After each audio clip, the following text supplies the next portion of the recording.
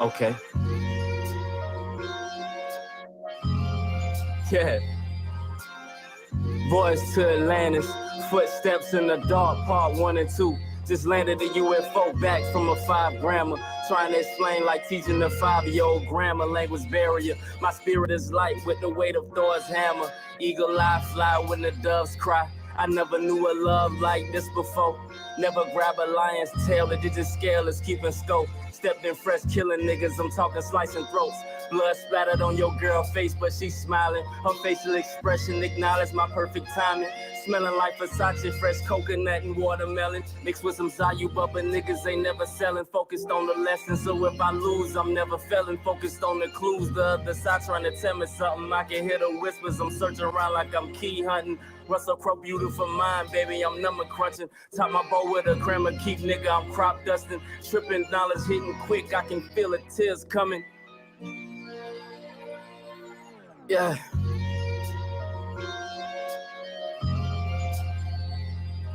Yeah.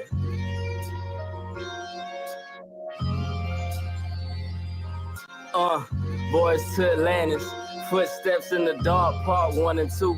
Just part the UFO back from a 5 grammer. I don't do old women, nigga, come get your grandma. Edge of reality, holding on, Sylvester Stallone, cliffhanger. The sky was strawberry mango with a hint of lavender. She wanna try, nigga, like here comes a new challenger. Bring your A+ game, sweetie, I don't fuck with amateurs. You can never drive the boat, but you can play the passenger. Flying space jets, dodging UFOs, this is Gallagher. Is it the game or the shoes, the sixes or motorsports? Massive dose of pack that I'm smoking when I'm on the court. Blowing original Z and an original Z. 5% tit, nosy bitches still can't see. Is that Battlefield 3, 4, Modern Warfare 2? The OG version, not that new pack booth.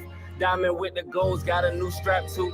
This for the hustlers keeping it G, making all the plays. Make sure you take a vacation to balance out the long days. Yay.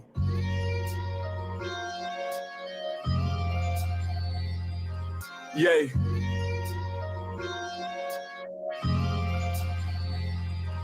Yay, another play, another day, another J. Another day, another play, another J. Another play. Check it, operation, get this money any way possible. Niggas going broke, into me it's not logical. Whether you got a pocket full of sacks or still in pocketbooks, stack it to the ceiling and vacation somewhere tropical. Smoking on that tropical, shit look like poison though. Damn a nigga high, don't even ask what it's going for. Yo.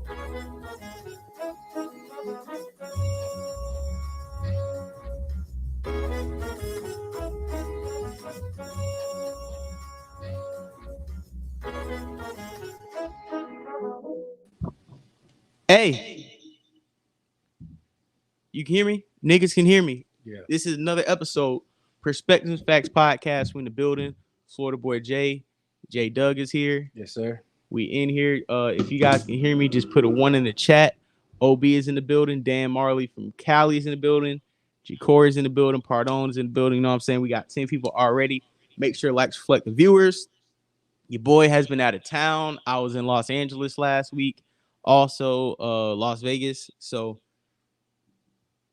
excuse me. Sorry, we didn't get an episode last week. Your boy's just traveling. Week before that, I was in the Bahamas. The week before that, I was in Atlanta. You know, fourth quarter, we just, you know what I'm saying, making shit popping, keeping it going. Okay, y'all can hear me. Todd Campbell in the building, salute. Like I said, Tony Rome in the building, salute. My nigga Tony Rome in the building, salute. That's day one, you know what I'm saying? He was definitely here when I was getting my feet under me, you know what I'm saying, taking train rules off when it comes to this content creation. So salute everybody in the building. Yo, we got a heavy episode today. A lot of domestic violence, a lot of niggas fouling out. You know, I'm disappointed in the black community. I want to be honest, guys. Last week was not a good week for the black community. I feel like Andre 3000 need to drop the Fluid album to pretty much balance out the niggertry that was going on. So first of all, I want to let you guys know we will be talking about the Diddy and Cassie situation. We'll be getting my thoughts out on that.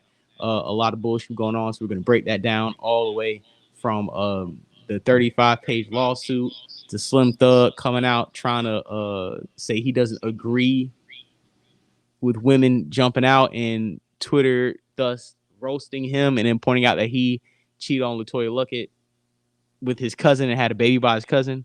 That's crazy. Joe Budden was tiptoeing around the Diddy topic on his platform, which a lot of people had issues with. Then we got academics kind of calling out Joe Budden and other media outlets for not really being on point with what, being critical and actually talking about somebody, anytime somebody got a bag over your head, nobody want to talk about it. Every time, Diddy put money in niggas' pockets, you don't want to talk no more. So we got that going on. Even got Gene Deal breaking down an event where Kim Porter stabbed Diddy or cut his wrist and Diddy almost bled to death. And to wrap that up, we even got two more guys. We got actually three. We got Cameron telling the story about how he visited Diddy's house when Mace was staying there and he found some in the bedroom. It was another guy who was talking about Diddy right before he stopped the Stop Bitch Assins campaign. And then, he did post a story on his IG one time where Diddy was, Cassie was curled up in a ball under like a blanket or something. So, we're going to really, go on Diddy topic. Hassan Campbell was allegedly shot and he had the bullet to prove that he was shot. Apparently, you know what I'm saying? So we're going to go ahead and play when they threw the bottle at him when he went back to the hood on a screaming bussy rampage. And, salute them niggas in New York. Once again, New York, no one audience. I mess with New York. I rock with y'all because nobody's just going to come to y'all hood and talk crazy. Y'all going to pop a motherfucker. Y'all throw a bottle, glass bottle, shatter, you know what I'm saying? It was too close to hit you. You should have rolled out. You still want to post up, stand around. Niggas, know what I'm saying? Niggas hit you with that hot lead. He almost got, you know what I'm saying? He almost got clocked out. Also, Joe Smith, goofy ass, walks out on a face-to-face interview with his wife because they got some type of Hotep kufi wearing nigga, a fez cap wearing nigga trying to be some type of counselor. And she, really wasn't respecting him. And Joe Smith ain't respecting himself because he walked off. We also got Coach K, QC, P and K, they the ones who started QC. Coach K used to work with Jeezy back in the day. And he said on a platform that Jeezy was bigger than Jay-Z in the South. Certain people don't believe in that. I certainly do. Another discussion we might want to have is, did Lil Wayne take over the best rapper alive claims when he dropped the Show Me What You Got freestyle in 2007? Me and a bunch of people from my generation say, yes, Wayne officially became the best rapper in the world, number one rapper in the world, when he dropped Show Me What You Got freestyle. Because at that time, Jay-Z was still, best rapper alive. Jay-Z was, he was that nigga at the time for a lot of, hip-hop, officials, right? And Show Me What You Got freestyle, Lil Wayne, I felt like really gave niggas a head-to-head beat, same time to rap, who has a better verse. And a lot of my old heads don't agree. A lot of my old heads be like, nah, he was the most popular rapper, who was the best rapper in the game. A lot of the people around my age are saying, like, when Wayne dropped the Show What You Got freestyle, that's when he became the best rapper. So we might have a little debate about that. I know niggas gonna be hyped about that topic for sure. And Parts of Fontaine follows back at Meg Thee Stallion, dropped his freestyle Meg the Person. That kind of went viral. Meg sounds kind of been getting called out a little bit. We also got Michael Rappaport crashing out on the black community on behalf of the small hats and dropping some very clear warning signs on if niggas don't get the buck dancing for the political causes, that we will be getting rebuked and we will be seeing some type of punishment in the future. So we got that. Will Smith's also, I know it's later news, we just didn't get to it. Will Smith's ex homeboy, friend, and former assistant, alleged bussy brother Bilal, says he walked in on Dwayne Martin and Will Smith having sexual relations. Then we got Jada saying she's gonna sue. She also went on the Breakfast Club saying that the allegations are nonsense. We also, because we haven't did an episode, we got a little bit of older topics. We still got to talk about it. We got audio of Keke Palmer saying it's my bad to put hands on you to him. And it's funny, when that audio came out, the whole Keke Palmer case has died out. DJ Academics actually played some audio of Keke Palmer, really her mom going in on Darius, her just sitting back and then accusing Usher of being a part of the community. And I think that was messed up, bro. How Usher catch a stray? So we're gonna close it out with D1. I don't know if anybody knows the rapper D1, Conscious brother. He came out. I'll call him poor man's J. Cole. He came out and said that Ross, Meek, Jim Jones are really too old to be pushing thug life in their raps, which is true. And Jim Jones responded to D1 like an old hip hop nigga would, threatening him, saying a whole bunch of other bullshit. Where it's like, bro, come on, dog. Like, one thing before we continue on the show, make sure likes reflect the viewers. One thing I will say, the bad thing about hip hop is that they gave the worst representation of what an older black man is supposed to be like. Because us as young people, we can't tell old niggas how to look cool or how to be cool. You know what I'm saying? Old niggas got to take it upon themselves to set that example. I can't tell a 40-year-old, a 50-year-old, 60-year-old what's cool or not. You know what I'm saying? Or how to look cool. You got to show us what's cool. Just like when we were teenagers, 20-year-old shows was cool. 30-year-old shows was cool, right? Some rappers. But what I'm saying is, like, a lot of older cats, and the reason why sometimes they say hip hop is a young man's game is because a lot of the older cats, they hit a certain age, they play themselves out of the OG role or the respectable role, because you out here trying to chase around the young niggas, and we ain't gonna respect you if we the trendsetters. Why are we looking at y'all to tell us some type of guidance? You know what I'm saying? Mm-hmm. So we got that topic. So once again, let's start off on a Diddy topic. Let's read a couple comments. And I want to call you out just for like 1 second. Now, go ahead.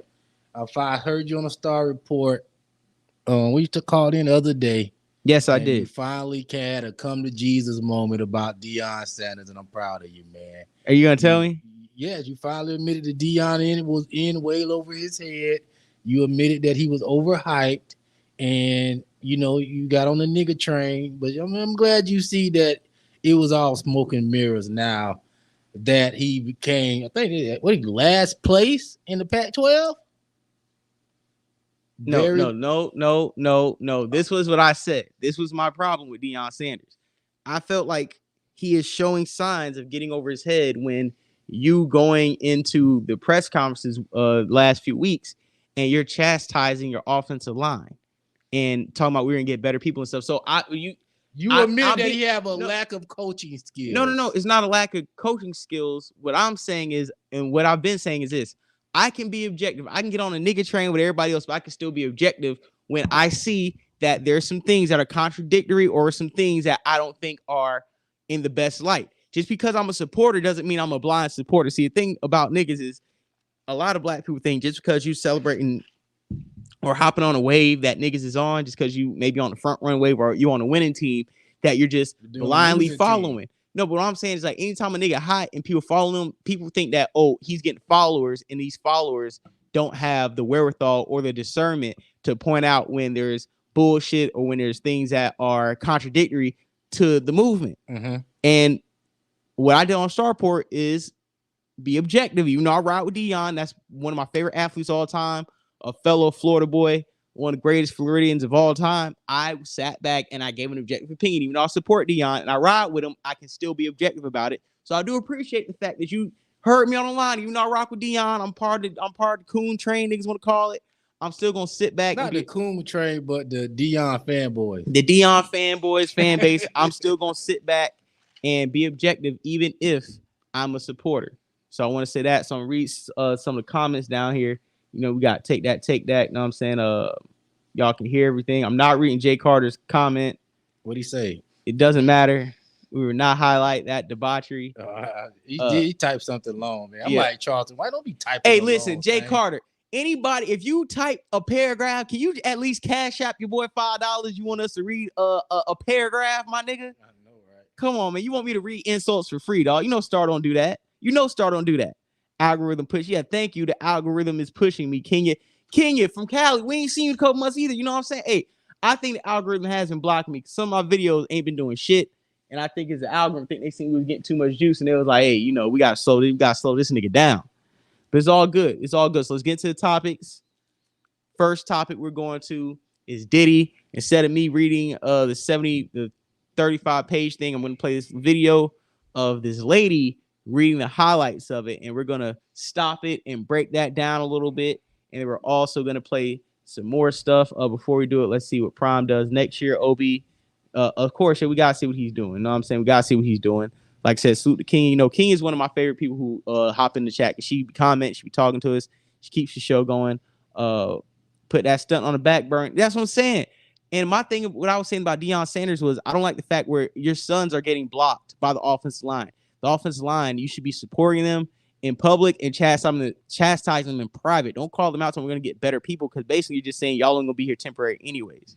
But Deion is a sore loser because he was in the locker room acting like he was sick the other day when he knew he was finna get stumped out. He didn't even want to give a pregame speech. I didn't see Lil Wayne in the locker room. He had some nigga up there misquoting the Bible. It was a mess, bro. Hey, before we play this quick clip, my second biggest audience is California, Kenya, D. I want to say, I want to salute. Thank y'all from California from supporting my channel. Like I said, I was just out in California last week. I'm gonna probably be out there next month too. So, and then when we start doing live shows and traveling, California, LA particularly is definitely going to be one of the first 5 places we hit. So as long as y'all keep supporting me, I'm gonna support y'all. And I'm gonna, hey, Oakland in the building. That's what I'm saying, man. Hey, California, dog. I rock with California heavy. I rock California heavy, man. And also real shit, before we continue, California is one of the major states that made me shift like what I was doing in life to get on what I'm doing now. And like, if it wasn't for California and that trip me and the Pardon Boys took in 2018, I don't know if I'll be where I'm at today. California opened my eyes up to a lot. So we're gonna go ahead, play this clip. Is Diddy's 35-page accusation by Cassie. It's coming out. We're having this TikToker. She's gonna read it out for us. We're gonna stop. We're gonna talk about it, and we're gonna start the show. Let's do it. Respect the Facts Podcast, episode 99. Let's play this audio. Let's put it on a full screen so we can see it for the audience. Read all 35 pages of the lawsuit filed by Cassandra Ventura, aka Cassie, versus Sean Combs, aka Diddy. And child, let me give you the recap. Let me start off by saying the front page of this lawsuit has a trigger warning on it. So listen, let me say to you, this video could be triggering. You've been warned. Okay, so the beginning of the lawsuit just gives some background. It talks about how the two met in late 2005, early 2006. Cassie was 19 and Diddy was 37. Shortly after, Cassie was signed to Bad Boy. And at the time, Cassie was actually in a relationship with someone else, and Diddy was in a relationship with Kim Porter. But then on Cassie's 21st birthday, Diddy allegedly pulled her into the bathroom and forcibly kissed her. Cassie cried, and that was their very first physical encounter. Over time, Diddy continued to pursue her, according to this lawsuit. And then okay. So one thing I want to talk about is in this clip where she says that Diddy took her in the bathroom and kissed her, right? Mm-hmm. At that point, she still had a boyfriend, aka probably Ryan Leslie, right? At that point, once Diddy sexually assaulted you by forcing himself on you, that was before you got in a relationship with him. Mm-hmm. You cried and ran out. You should have ended the relationship there, right? Somebody sexually assaulted you. Why are you still doing, even if that's your record label, owner, manager, whatever, why are you still doing business and being in close proximity after you've been sexually assaulted? 19, 18, 20, 21. She was 24, and if that's the truth. No, at that point, she was 19. Now it's early. I thought you said she was 24, but if that's the truth, we're gonna roll with that. If it's the truth, I don't know that because he just pulled her in the bathroom and kissed out of nowhere. Yeah, that's what they say. Okay. And I'm telling you, when we come to Cali, yo, we gonna be in Cali. I'm trying to do 2 shows in Cali, so for sure. Yes, sir. We rock with y'all heavy. Yeah. So what I'm saying is, we want to stop right there. Mm-hmm. Why didn't she? And I'm not victim blaming. I'm just asking a question, right? Why didn't she leave at that point? Wasn't that a red flag? You just got sexually assaulted. At that point, not to me. She might have liked it. But King is saying at that point she was trying to do whatever to get the record deal.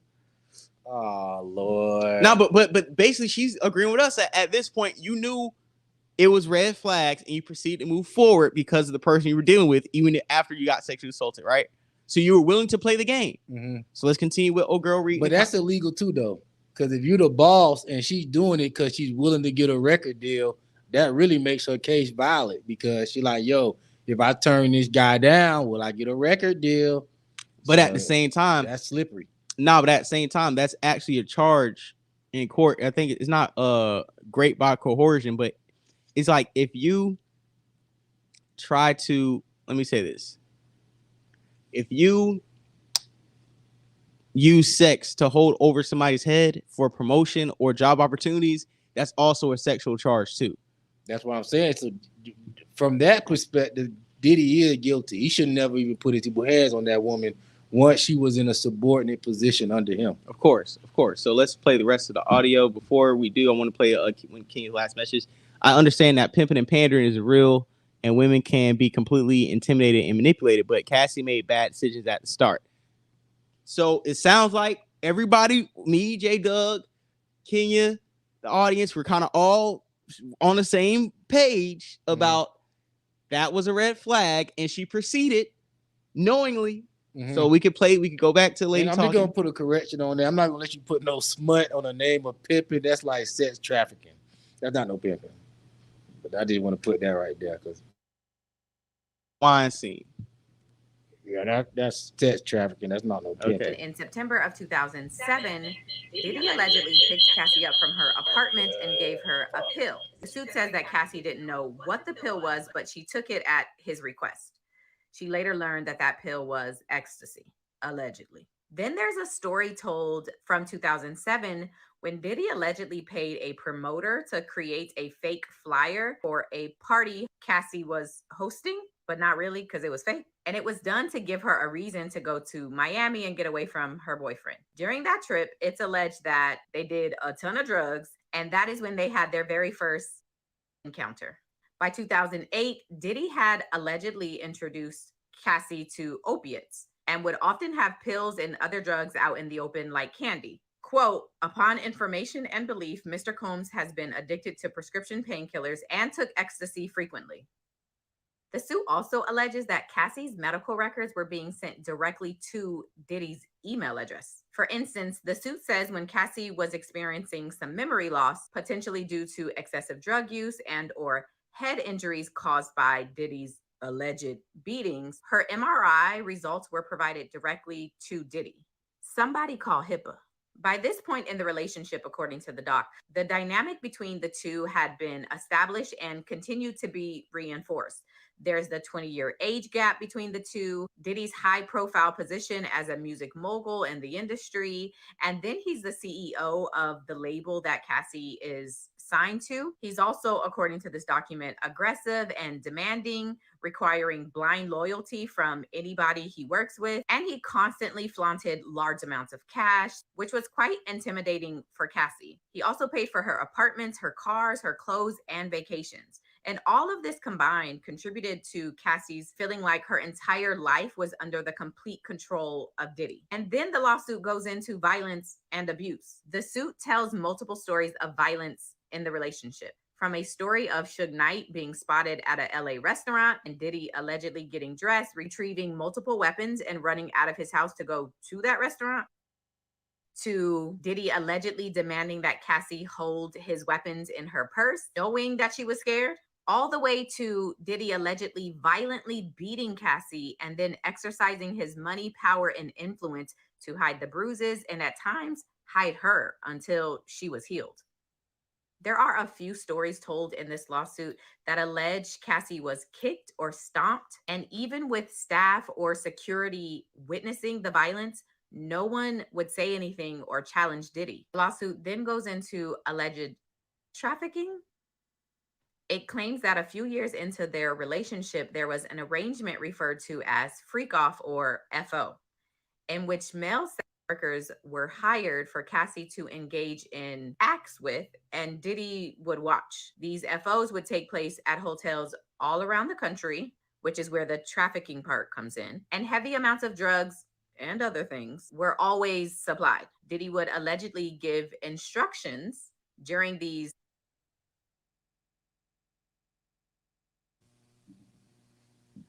Okay. So first of all, let's talk about the freak offs. Freak out. You're taking her state to state, right? You're buying bisexual male prostitutes. Oh no, honey. You're calling these things freak offs. Got the bussy boy coming through. And you're whipping the tool out, choking the chicken. Cockhole too? Oh no. During these freak offs. Oh no. Where you're supplying heavy drugs. I just got the Cash App salute, so I'm going to read this comment. FBJ, is Star your real father? I heard your mom caught the man who is supposedly your dad giving Star the bussy and letting Lord. Star hit too. Is there any truth to these rumors? Respectfully.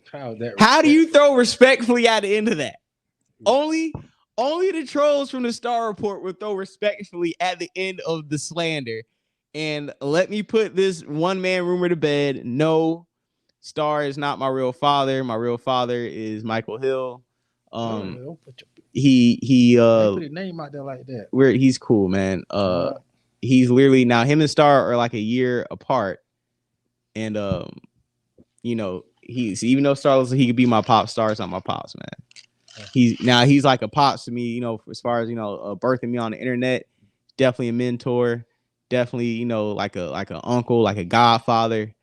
But no, none of those rumors are true. So now we getting back to the topic, the freak offs. And what do you think about the freak offs? I didn't know Diddy was clucking. Like, that's some weird. I mean, bro. Yeah, it just sounded like some angry homosexual activity was going on. Diddy just sound like a frustrated homosexual that want to see a woman. Now, I'm pretty sure one blogger said he was live streaming these sessions. I'm pretty sure that was on the dark web. Yes, Obi, that was a wild comment. Cassie's husband is real pimp. The lawsuit is doing. Bitch, you want me to stay after you let big dick niggas toss you up? Go get this money, ho. Ooh, yeah, you ain't right about lie about that, because she probably was in the bed pillow talking. Yeah, we sitting. And that nigga like, you sucked a what? We sitting up here in this 1-bedroom shack in L.A. and you was eating meat. You see from Shine and See, and we ain't got no bag. I need your ass to go back outside. And you a eater? And you got a resume? Okay, another comment. 19 is an adult, but people of certain ages know most 19-year-olds are still a child in many ways. You know what? Let me say something. If I met a drug dealer, right, at 19, and he, quote unquote, groomed me to sell drugs, right, and I get arrested at 19, I'm still going to prison, right? So what age are we going to call people adults? Because I don't like the fact that, but depend on the situation of people. I know, right? Some people are adults. Some people are still kids. I'm sorry. At 19, you know what you're doing. Yeah, we I don't know what it is. We look at vagina as this like amazing, immaculate thing to where it's like a woman can't know what she's doing at 19 with her vagina. Like, but I thought women mature faster than men anyways. That's what I thought. So how does women mature faster than men? But then when we get to the women at certain ages, they're just not able to form conceptual thoughts. Bro. And I'm not victim blaming. I'm just saying I don't think that 19. I'm not calling that a child. I'm sorry. You're 19. 18, we can have a debate. 19, bro, come on. You old enough to have some type of sense of clarity, especially when you weren't green to the game. You're in the modeling industry, so you kind of know how things go. J. Carr, thanks for cleaning that up. FBJ, the streets needed clarification on who your real dad was. Anytime I can help the streets get more clarification on the realness that is me and the people who surround me, I have nothing to hide, nothing to shame. It's weird that people skip the brutal beatings and death threats as the main reason for the lawsuit and only focus on the sex. No. And you're right. Because I'm not saying that the beatings don't count, because like the lawsuit said before, he was beating on her and was putting her up in hotels until she healed, had his people covering for that. That also has to be exposed. You know what I'm saying? But for the salaciousness, we got to talk about everything. We talking about the freak offs. We talking about why was you hiring boys to freak off with your girl? Oh no, honey. You know, and having these freak offs by any means necessary. You know what I'm saying? Child. Now I hear you, because, and you know, Kenya, I do agree, because it seems like certain women, like a dude can, you know, be enamored with a woman, maybe 2, maybe 3 women, but treat all the women the same. They can compartmentalize each relationship with a woman. A woman might get with a new nigga and totally crash out that new nigga, forgetting everything the last thing she was with did or was doing. So I do think that no matter what age, once a woman fucks with a guy, it's a high level of delusion that seeps into her brain that makes her just act totally irrational to her current reality. I do believe that no matter what age. I believe it too, but I just want women to stop getting online then and talking like you smart. If you could retreat to a place of dumbness just because you with a man, You need to represent that online. See, these women only represent them as being strong women. So are you telling me you strong? I'm thinking you strong all the time. I'm not. I mean, you have to pick one. I just don't like this. I don't like these times where women could retreat to victimhood at any point in time But see, they want. I'll tell you what's a dangerous comment right here. Cassie is to Diddy what Aaliyah was to R. Kelly. You know why I gotta disagree with that? Because Aaliyah was 14, Cassie was 19. You're talking about a minor and you're talking about an adult. So I gotta disagree, but because that's not fair. I may say this though in R. Kelly defense, which it might sound crazy defending R. Kelly. You see, I just want the audience to run my head. R. Kelly and Aaliyah wasn't no 20 years apart. That's number one. And number two, I never heard Aaliyah say R. Kelly was beating her ass. That was the least. And R. Kelly gave Aaliyah some hits. All right, next topic, man. Okay, listen. Totally, I've seen women in trance. Hey, Kenya, I'm telling you, I've seen women in trance. I've allegedly put some women in a trance, make them forget everything they know back home, and women be fronting, bro. They be acting like they know something that they really not ready to stand on, bro. And when they have to stand on it and they don't, that's the choice they made not to stand on it. It's not that they be in a trend. We gotta cut that out. Ain't no trends. We women know what they be doing. Stand up in the name of Jesus. Okay, we're gonna switch back to lady speaking on the case so we can get some of these clip notes. Have a healthy round table discussion. We're gonna drop the link in the chat. Also dial in and call in. We got a jacked up system tonight, so we can't. I don't think we'll be. Okay, cool. That'll be just a lot right now. I don't know. Yeah, it's all good. That'll be a lot. Because they're gonna be feeding back and all that tonight. Yeah, it's all good. We're gonna go ahead and play. Go back to the clip with the list. All right.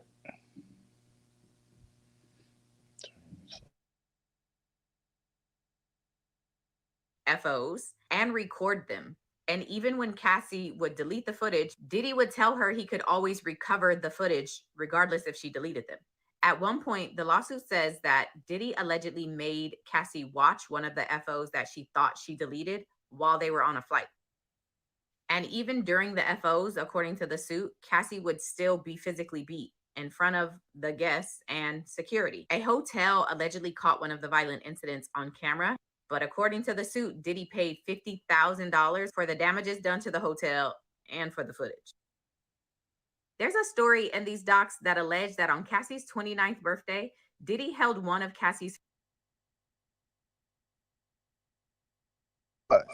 We got to pause it right there, because if he paid the hotel people $50,000 who had the footage of her getting beat, those people need to be going to jail too. Because it's like, why y'all hiding evidence? Why y'all didn't report this to the police? If y'all got this, $50,000 shouldn't have made y'all not report that to the police, bro. See, that's the problem. That's the real problem, dog. You got people that get online and act like they're against this type of stuff, but take a couple dollars to shut up. See, that'd be the real problem right there. Because this stuff could have been probably stopped years ago, but it went on longer over just 50 bands? Yeah, but I'm gonna be honest. That's what's gonna happen. You gotta understand, just like R. Kelly, just like Weinstein, just like a lot of these other powerful people, Bill Cosby, a lot of these powerful people have individuals in place that they can pay off, pay to silence, and do their dirty work in order for their egregious behavior not to get out in the public. And I think that's what we're looking at in this situation. Like these hotels, these staffs, the people, the assistants, everybody had a hand in making sure that whatever Diddy want, Diddy got. Mm-hmm. And it doesn't just stop with him or start with him. It's across the board with the powerful people, millions and billionaires who have enough access and resources to pay for silence and complicity. Right? And that's the problem. But we talk about a hotel, though. They shouldn't be able to be brought out. This is a corporation. Okay, but it's not a corporation when you can walk down to the hotel manager and put 50 bands on the table and be like, give me that video. And now if you work for a hotel and you seen a woman, you seen everything but child trafficking go down. Mm-hmm. And somebody put 50K on the table, was like, hey, you shut the fuck up, take this 50K. What you gonna do? Taking the 50. Exactly. But Everybody in this chat, including me, I'm a broke nigga, so you can't go by me. outside of killing somebody and child trafficking, you saw me 50K to do whatever you did on this camera, and I have the power to take this 50K and release the footage to you and you only. Oh, I'm 50 bands up. Nah, but if I'm a hotel owner, if I got the bag already, I might do the right thing though. But you know, it all depends on where I'm at. But I might have to hit Diddy for 100. You on there flashing?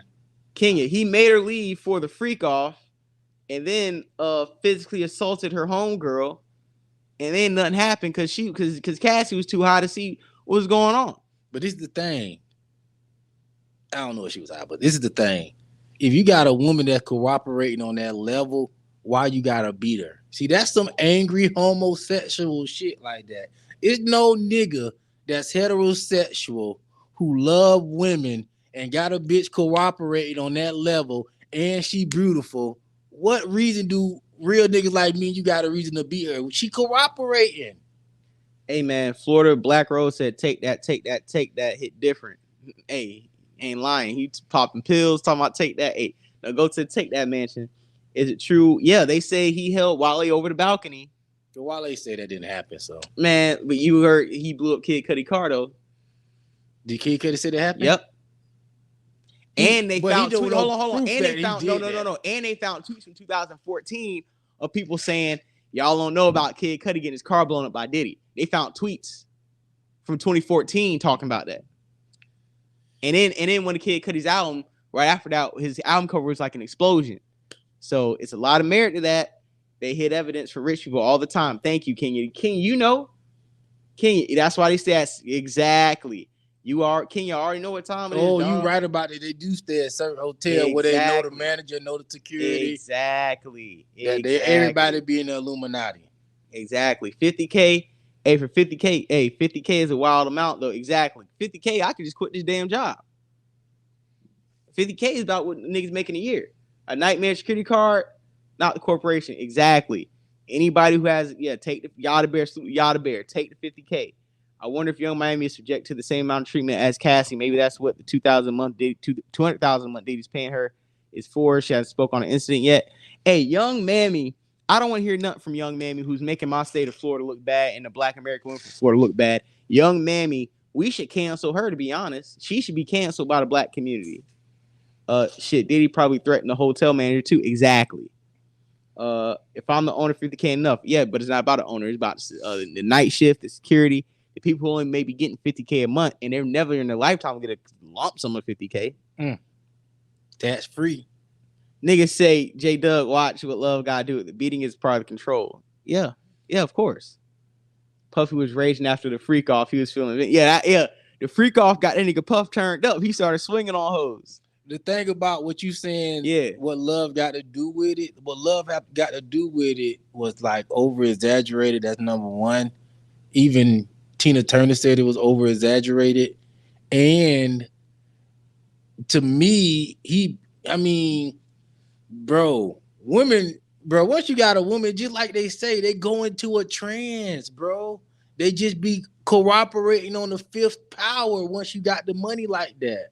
So I can't see it, bro. If you a heterosexual man, you handling your business, you don't gotta beat no woman. Yada Bear said Wale isn't gonna admit another man did him like that. Did him like Big Red did on the 5 Heartbeats. Hours between 9 to 5. 9 to 5. So let's go back. We're gonna play the rest of her talking because I want to play it fully because we got a lot to cover right here tonight. So let's go ahead and finish out this clip strong. Pause. And we're gonna talk about it. We got a lot to dive into the freak off Rico. So let's go. Friends over the balcony of a hotel like a child.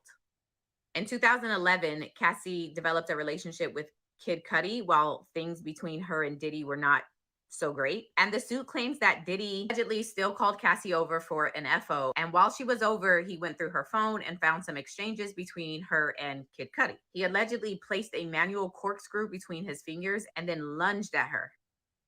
Cassie leaves. She stays with Kid Cudi. She comes back. She's met with more violence. She eventually stays with her mom. They start working things out. And then in February of 2012, during Paris Fashion Week, Diddy allegedly told Cassie he was going to blow up Kid Cudi's car. And he wanted Kid Cudi and his friends home when it happened, according to this doc and Kid Cudi. Around that time, Kid Cudi's car exploded in his driveway. In September of 2018, Diddy and Cassie allegedly met up for what Cassie thought was going to be a breakup dinner of sorts. Following the dinner, the two went back to Cassie's apartment, which was paid for by Diddy. And while there, Cassie claims that Diddy her while she told him to stop and tried to push him away. The suit says that the birth of Cassie's children has given her a new lease on life and given her purpose in her life, but that she has struggled with addiction to drugs and alcohol that were all established and fueled by Diddy. She has had, quote, difficulty sleeping, eating, and her relationship with her family has suffered. She's even had thoughts of unaliving herself. She says that she is rebuilding her life and her career, and she is now ready to, quote, confront her abuser and hold him and those who enabled his abuse accountable for their actions. So she's suing for sex trafficking, human trafficking, sexual battery, sexual assault, sexual harassment, hostile work environment, and more. Diddy, through his attorneys, deny all of the allegations and says he is being extorted. Quote, for the past 6 months, Mr. Combs has been subjected to Ms. Ventura's persistent demand of $30 million under the threat of writing a damaging book about the relationship, which was unequivocally rejected as blatant blackmail. Despite withdrawing her initial threat, Ms. Ventura has now resorted to filing a lawsuit riddled with baseless and outrageous lies, aiming to tarnish Mr. Combs' reputation and seeking a payday. Okay. Y'all weigh in the comments.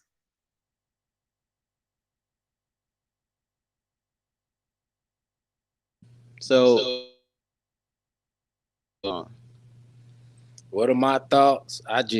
If this true, we have no proof. All we got is Cassie's story, prejudice about Diddy and him being kind of out there. We're not being fully aware of what Diddy does on a day-to-day and his perception through like the eyes of niggas that listen to conspiracy all day online. So we putting all the conspiracies and everything we heard over the years, and this is how we taking Cassie's side. If she's saying what's true, she just might be trying to get a bag at the end of the day, and she probably know that hey, it's some stuff that's in there that's true, some that's not. I know it's just hard, bro. It's a hard thing, We have no proof. We just going off of what Cassie say. And Cassie could be lying. And she, we got our pre-thoughts about Diddy. So it sounds like he's right on point. I just think Diddy just an angry homosexual. I know he put a music video out a couple years ago talking about he wished he could come out the closet and all that. And he never did. I missed that video. I ain't see that. You ain't see that? Nah, but I'm all right. We can miss that. It was with some... If he was like singing in the studio, talking about, he was just like teetering on the line. I forgot the name of the song. Yes, this is the Freak Off Rico. This is what we're going to call it. Hey, I'm going to say this though, right? We got another video. Let me see what we got coming up after this.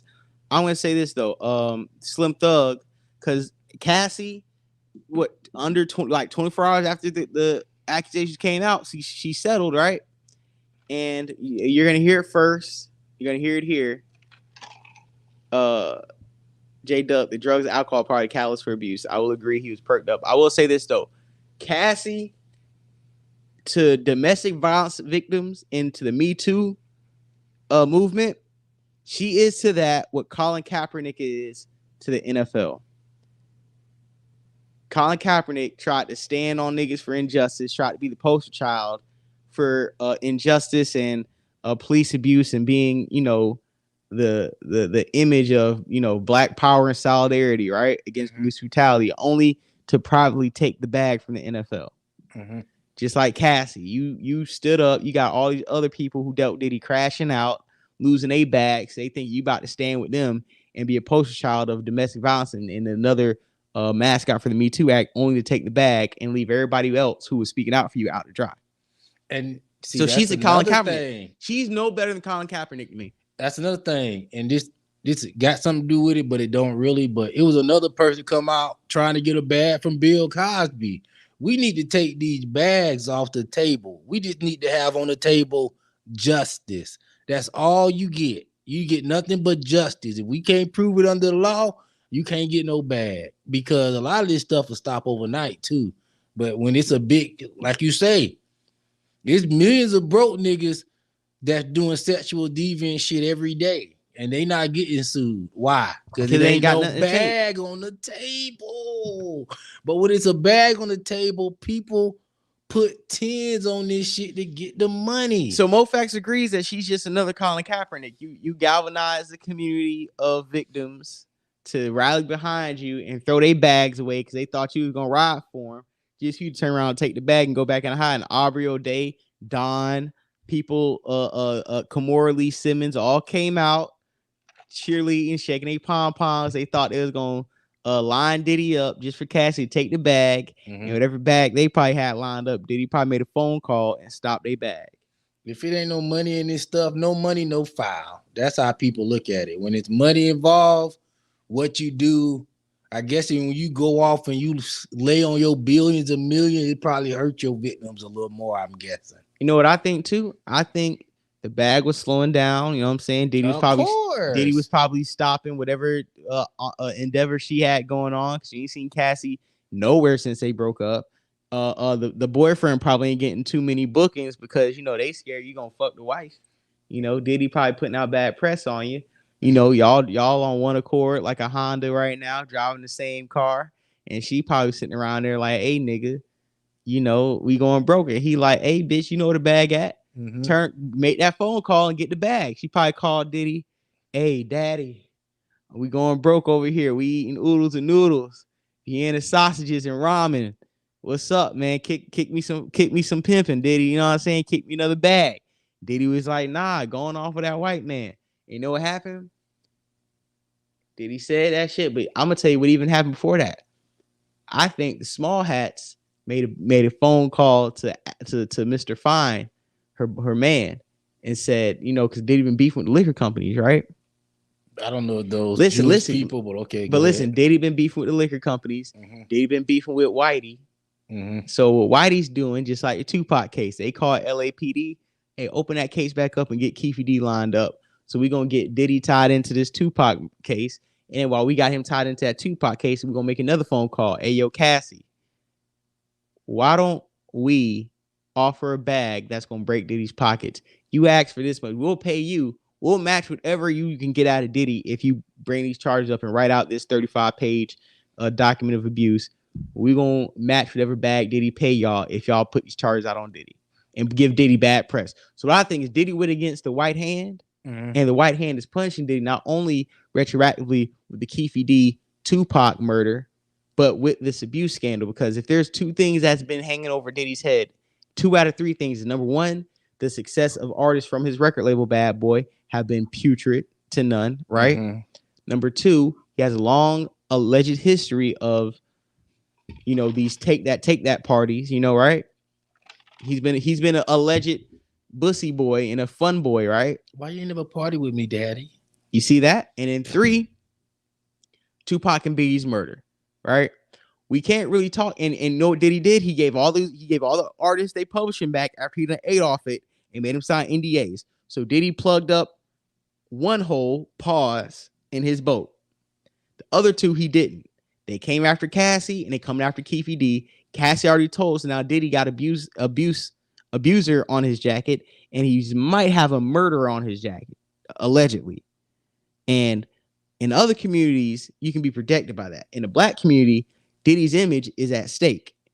And Rolling Stone just did an expose highlighting all of Diddy's public downfalls between I think it was 91 or 92 when he had a celebrity basketball game and Father MC's baby mama got killed in a stampede, from the Shine shooting, from hitting Steve Stout over the head with a bottle, from the UCLA incident, from putting hands on Drake, from pressing J. Cole, and amongst other things. Diddy has a long track record of violating people, black, white, male, female, it doesn't matter. Diddy has been a terrorist in the community, alleged to the people around him, And like I said, we're gonna play the next video. Let me just make sure we got that so I can introduce it. It is Slim Thug saying he doesn't agree with women suing their abusers if they don't speak up when it happens. It should be a time limit. And Slim Thug took some heat because once he said that, they started coming at Slim Thug saying, "Didn't you chill on Latoya Luckett with your cousin had a baby?" That ain't got nothing to do with nothing. It doesn't, but don't be speaking out when you got weird shit going on too. If you had sex with your cousin and had a baby, you should just shut the fuck up. One more time, you had sex with your cousin and had a baby. You should shut the fuck up. Your cousin. How people know that's his cousin? Because it's been documented and it's already like first cousin or second cousin. Bro, unless that's your fifth, sixth cousin that you don't know. You don't know. They said it was his third or fourth cousin. Damn, that don't mean. Come on, J Dub. We from the South. Don't do that. I'm gonna read some comments before we play this. All right. Can we do that? Go ahead, yeah. But Okay. Hold on. Niggas be getting married into the family, bro. Going down. Yeah, in the driveway. I see why Joe Biden. You talking about Joe Budden? Why does Joe? This nigga said, I see why Joe Biden not talking about Diddy. He can blow up. You think Diddy gonna blow up Joe Biden's car too? Nah, Diddy ain't getting past the Secret Service. Nigga say he gonna get to Joe Biden. It's crazy. Cassie's husband never be able to fill the shoes. He must have meant Joe Budden though. I know, but he put in Joe Biden, so we gotta key about that a little bit. He said Cassie's husband will never be able to fill the shoes or holes Diddy did. He's the real victim. That's crazy. It's not hard. Just look at his history. Exactly. Sup, FUJ, the chat, production, the crew. Salute to you, Virgo Smith. Cassie can't be lying if Diddy's former security guard. Big Gene. Salute to Big Gene. I've been following Big Gene since 2019. Big Gene has been doing interviews. Big Gene has been a real speaker. Salute to Mo Fax in the building. Salute my nigga Mo Fax. If it wasn't for Mo Fax, I don't think I would have went as hard as Starport to be on there. So Mo Fax is a big reason why I'm here today. 90% of all civil suits are settled before trial. You are correct, Kenya.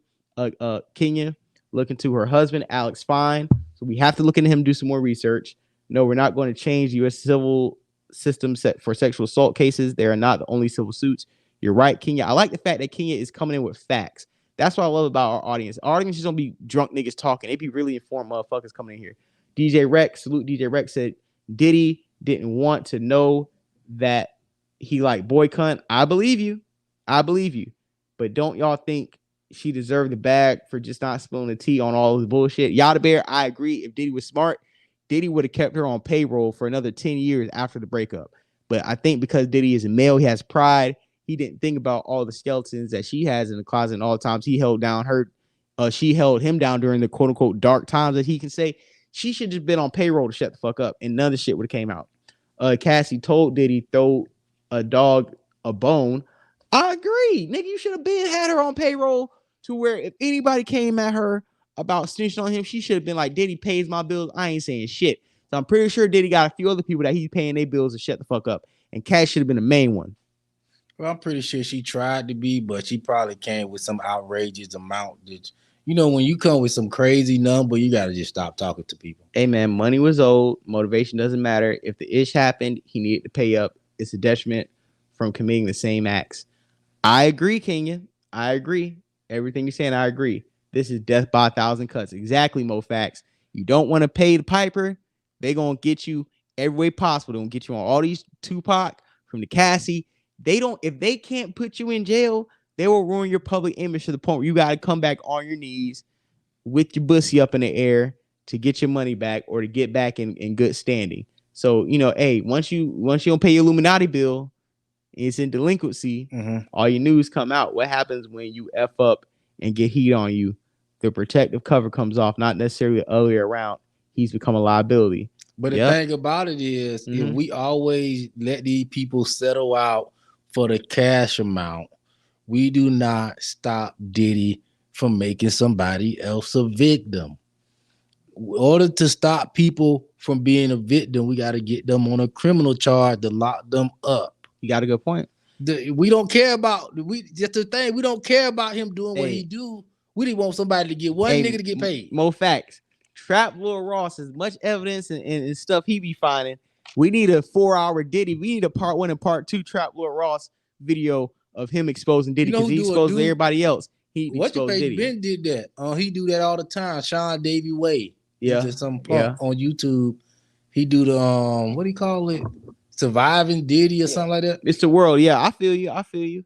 Third and fourth. That's who I'm having Thanksgiving with the same great parent. Yeah, thank you. Third and fourth. Come on, bro. That's too close.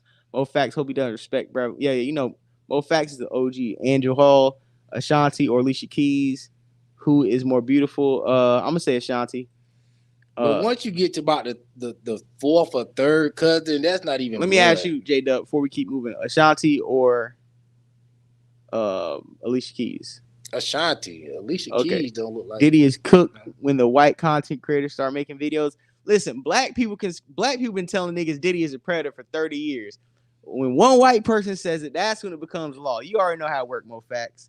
You know they think white ice is blacker than is colder than black ice. She's probably got about 10 million. She probably got about 10 million left, and she had to make a phone call. Jay Carter, I want to hear from Jennifer Lopez and Lori Harvey. You know, they got the bag.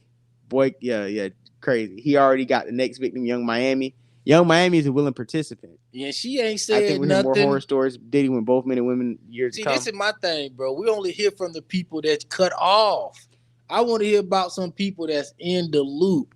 When you get cut off and Diddy say no more bag for you, now you have a problem.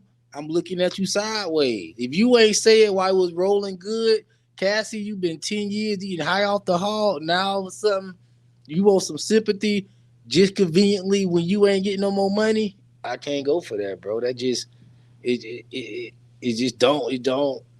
Yeah. Diddy missed his Illuminati payment for sure.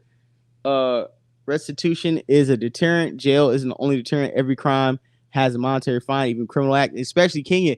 I agree. And instead of taking him to trial, let me hit his pockets. At the end of the day, he gonna be all right when it comes to money. We need to get this money. We need to take his money. So I agree with you. Mo Facts, yeah, for real. Hey, you know, every time Mo Facts comments, I love the fact Mo Facts be saying such real shit. The comments be co-signing what Mo Facts is saying. So anytime he's really good contribution when he hops on. Dude, my third cousin's dad is my mom's first cousin. Ew. Thank you, Kenya. Kenya understands what I be saying. Where it's like, bro, you cannot be sleeping with your third or fourth cousin. Like, bro, I know my second cousins. I know my third cousins. I know fourth cousins. So it's like, personally, I'm not sleeping with nobody that is related to me. I'm sorry, bro. Like, it's crazy. I don't know nothing but first cousins, bro. That man is threatening to kill people. Okay, like the twins, right? Mm-hmm. The twins are probably like my third or fourth cousins. I don't know nothing but first cousins. But Pete, what I'm saying though, me and the twins are tight, right? Mm-hmm. We got the same Bell 1994 navy blue and white family union shirts, right? Mm-hmm. We're tight. Cousin Keita, they cousin tight. Mm-hmm. Like, those are my fourth cousins. There's no way I'm doing anything with my fourth cousin. You know what I'm trying to say? Like it sounds far until you actually meet or you grew up with some of your third and fourth cousins. I'm from the South. You know your third and fourth cousins if your family from here. Some of us do. And the proximity to that is a lot closer than what a lot of people think. But I don't want to get too far off on country cousins around here because that is crazy. Third cousin babies are off. My incest cousins are retarded. You know. I don't know what y'all mean by third cousin. Like I say, some people are married into the family, bro. Okay, but you know your second cousins, right? I don't know how would that make a person your second cousin. If my cousin have a baby, listen. Number one, if my first cousin have a child, that'll be my second cousin. Where this isn't 23andMe, I've been drinking, so I don't think I'm qualified to go down the lineage of cousins. And I know we got a time limit because we got a lot of topics, so I just don't want to break it down on the cousin thing. That's why you have play cousins for all that. Yeah, you know, listen, niggas all what Lil Meat said, damn, I can't take the groceries in for my cousin. Listen, anytime a nigga get caught with a broad he ain't supposed to be with, that's his cousin. Okay, trust me, that's been a bar. Anytime you see with a light-skinned woman I ain't supposed to be with, that is definitely my cousin. And she's definitely not my cousin. Slim Thug is a rapper. He got access to many women. He probably didn't know that woman was his cousin. That's what I'm trying to get to. Like, y'all act like he went out and constantly said, I'm gonna have a baby with my cousin. Okay, so before we play some Thug, okay, your mama first cousin will be your second cousin. Her kids will be your third cousin, and their kids be your fourth cousin, and fifth, and so on. That's how I thought it worked. Regardless, I'm not sleeping with nobody that's related to me. Let's play this Slim Thug knowingly. Clip. Yeah, but I mean, honestly, you could kind of figure out if somebody's related to you, especially if y'all in the same city. Not if you just smashing him. Not if you smashing a whole bunch of women like Slim Thug and keep it moving. Yeah, you're right, but I don't think that was the case. I think he knew that was cousin. I'm keeping it a buck. For me, living in Florida, when I do talk to women and they tell me where they from, if you born and raised in Jacksonville, I'm automatically asking. And I'm like, okay, like your grandparents from here? Yeah. Aunties, uncles? Then I'm gonna start asking like, who's your family from? Because chances are I got a very big family. I got family in the city I still haven't met yet. You asking all that before you just know. Is this a chick that you know you just want to slide on? You asking her whole family. Nigga don't even ask. Nah, but we ask you where you from. But we gonna ask you where you from, right? And if you go, I'm from Jacksonville. Oh, what side of town you on? North side. Your parents. Oh, they went to school around here. Yeah, my parents went to school. Oh, where they went? Reigns, Reebok. Oh, damn, my dad went to Reigns. What year? Oh, your dad went the same year. Oh, who? What's your grandparents' last name? I'm gonna ask a few questions because I remember I seen a girl I was dating. I seen her dad at my aunt's house one time, and thank God her dad was just cool with my people. But if her dad was related to my dad's side of the family, then the chick I was talking to might be one of my cousins. And we were both light skinned. So I was like, hold on. Thank God she wasn't, but I had to ask. Because last thing I needed was be smashing some raw cheeks. And she bad too. And I found out she my cousin. What if you smashing a 10 and you found out your cousin? What cousin? That's what I'm trying to figure out, because a lot of people could be your cousin. Your by third marriage. cousin.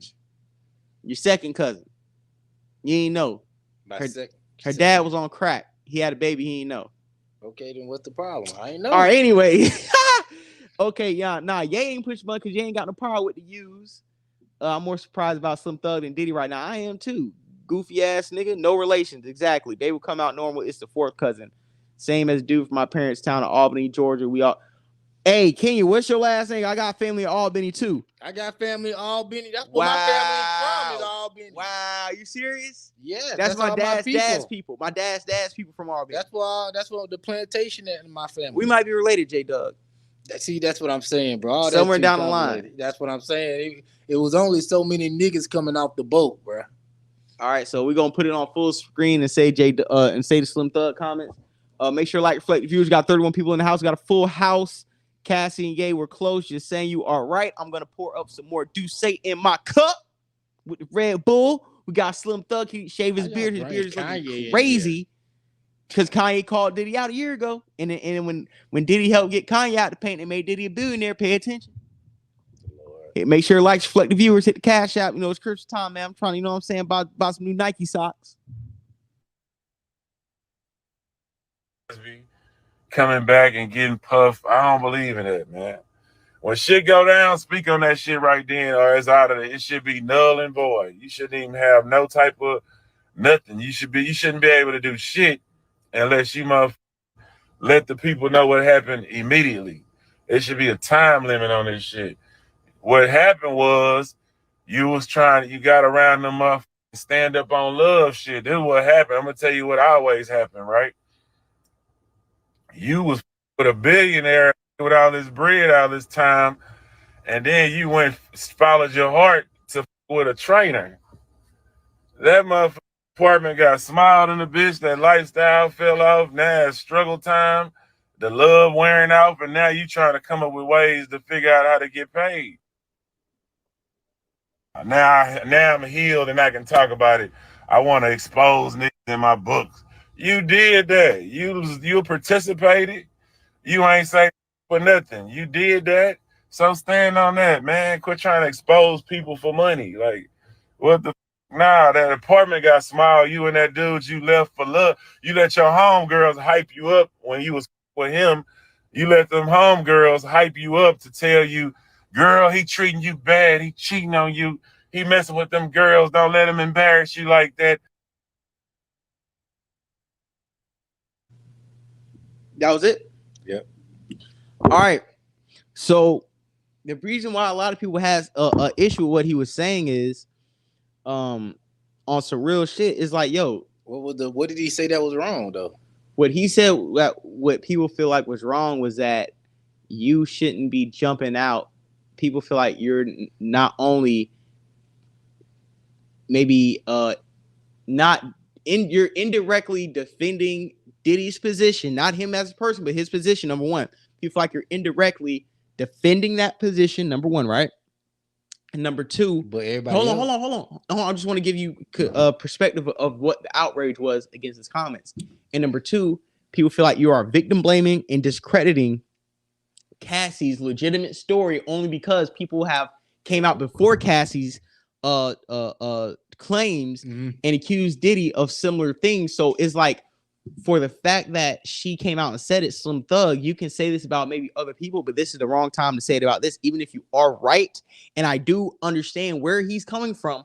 But what a lot of people are saying is like, bro, when it comes to somebody who's already where there's smoke, there's fire, and it's somebody who we knew was in close proximity to Diddy, regardless of if their bag is slowing down, this or that, if you've done wrong and somebody has you by the balls and the things you've done wrong and they decide to come cash out any day they decide to cash out, that's on you for leaving certain doors open for people to come back and get their retribution, right? Well, I wouldn't. That's not what I got from what he said. Was if at the time what you were doing and you felt it was wrong, you need to report it then.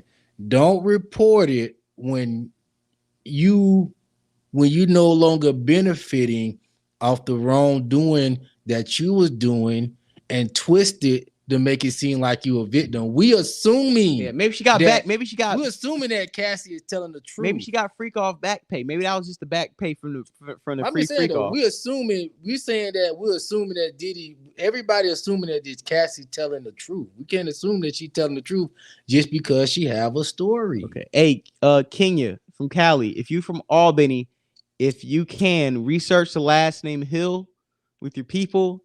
And let's cross-reference because me, you, and J Doug might be distant cousins that all met on the internet, and that is definitely some Southern black American ass shit where 3 random niggas in the room figure out y'all related, and that's how black people sold from plantation to plantation. But that's you'll never know who your people. But I mean that's what's funny about even with me and the twins. Like we found we were related like on accident. Like we just was running into family members who knew both of us, and we didn't know like I was knowing family members they didn't know I knew. They were knowing family members I didn't know they knew and shit. And they're like, bro, we grew up with these niggas. I'm like, nigga, what the fuck? How you grew up with him? But that's what's crazy about living in the South a lot of times. You cousins be cousins of cousins. They were close. Ye's fucking mastermind. He said, fuck Diddy on Drink Champs and ain't been touched. You're right. He got a lot of money. I don't like none of them niggas that the power is put on a pedestal. Will, Diddy, and Jay. Me neither. I agree. Hey, Blackman Bane, relax on Albany, Georgia. Okay, relax, man. You know what's crazy? My sister, we was in another like hick Georgia ass town when we were on the way back from Atlanta, and my sister drove through, and she was like, "That's where her side of the family," because she's my half sister. She was talking about where her side of the family is, and it was a bunch of like cotton fields and shit, and it was a real small town. But I'm telling you, bro, like Black Americans, especially in the South, bro, like we can find where our people at for real. And he's only thinking about sex, not the beat downs. Exactly. Slim Thug discounted all the ass whoopings and fucking snot nose punches Cassie took. Ass whooping. We don't have any proof.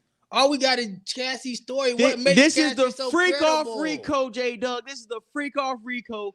Why are you acting like Diddy ain't been inviting boys to the house? I don't know that, bro. You know that Diddy been inviting boys to the house. Now that in 2023, you act like you don't know. Proof, bro. I want proof from everybody. I need you to stand with the victims of victims. Diddy.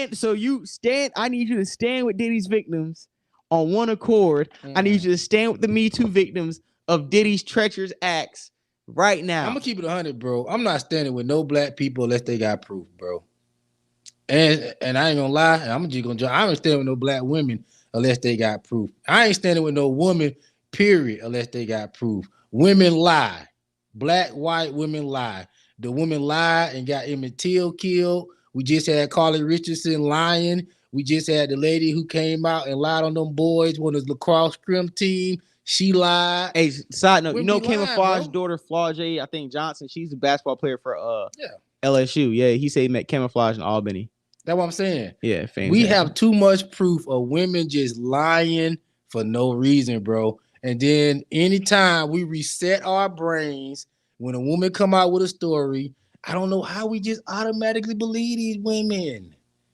Women lie. It's too many cases where women lied. A woman lied and said Tupac raped her. We have too many women just going around here lying, and then we forget that women be lying when it's convenient. I'm not doing that. I'm not following y'all. All right, you want to play the Joe Budden tiptoeing and sidestepping and soft shoeing the Diddy topic conveniently on his platform? He probably, I ain't even heard it, but I'm sure he probably not tipped, so he's doing the same thing I'm doing. I just seen a woman just tell a lie on Pac, and Pac, that ruined Pac life. Women lying. But we forget all of. Man, I'm not putting Pac and Diddy in the same. Did a woman lie on Pac? Yes. Okay. But Did you a said- woman lie on Emmett Till? Yes. Okay. Did a woman lie on the swim team people? Yes. Okay. Did Carly Richard come out lying a couple months ago? Yes. So can I ask women a lie. question? That's But all can I I want ask to a put on question? second. Yes. Did Harvey Weinstein get convicted of doing the exact same, being a predator? Right? Yeah. Did Bill Cosby admit to being a predator? Bro, it's right? 100. Hold on. Let me finish. Did R. Kelly get caught pissing on a girl on tape and look directly in the camera? Right? Yes. Yes. Number 4. But guess But what? hold on. All those hold on, people hold on. had proof. But what I'm saying, and Cassie, We don't have any proof. Cassie has enough hard proof to make him sell that How? case under What's the 24 proof? hours. If he sell that in under 24 hours to the public, this is what I'm saying. There's been enough women who've lied, and there's been enough niggas who've been guilty as fuck, black and white, for us to have an opinion on either side. That's what I say. Isn't nobody has had a run of complete innocence or complete guilt to where we have to absolve somebody like Diddy, or we have to take what Cassie's saying without a grain of salt, not with, but without a grain of salt. But this is what I'm saying. So I agree with you. Even if a man comes out and tell the truth, aka Darius Jackson, that just get annoyed. We don't even want to hear the truth when it coming from a man when he has proof. When he trying to clear his name, it's all whatever. But when it's time for a woman to lie and tell her story, we open ears. We gotta cut that out, bro. I'm not opening my ear just because you want to tell us a lie when it's convenient for you.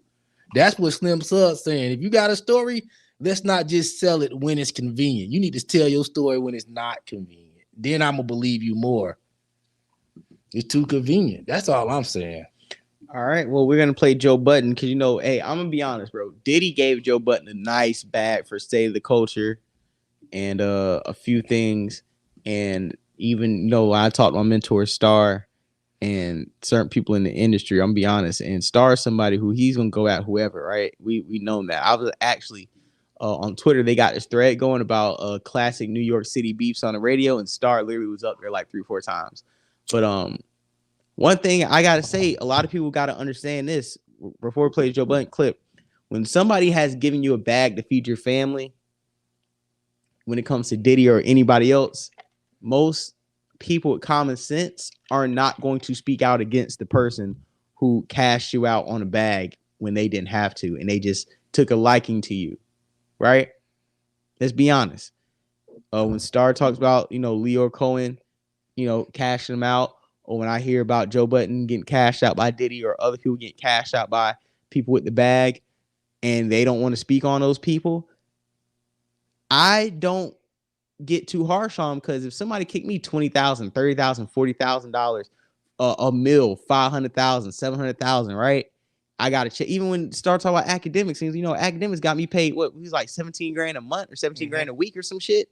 Where it's like, listen, he may talk about Act, but I'm not gonna go too hard on Act at a certain point, because at the end of the day, niggas gave me a bag. And why am I gonna go talk crazy about a nigga who gave me a bag to appease a bunch of niggas who ain't give me shit? I don't say ain't give me shit, but gave me comparative to what this person want me to talk about crazy to.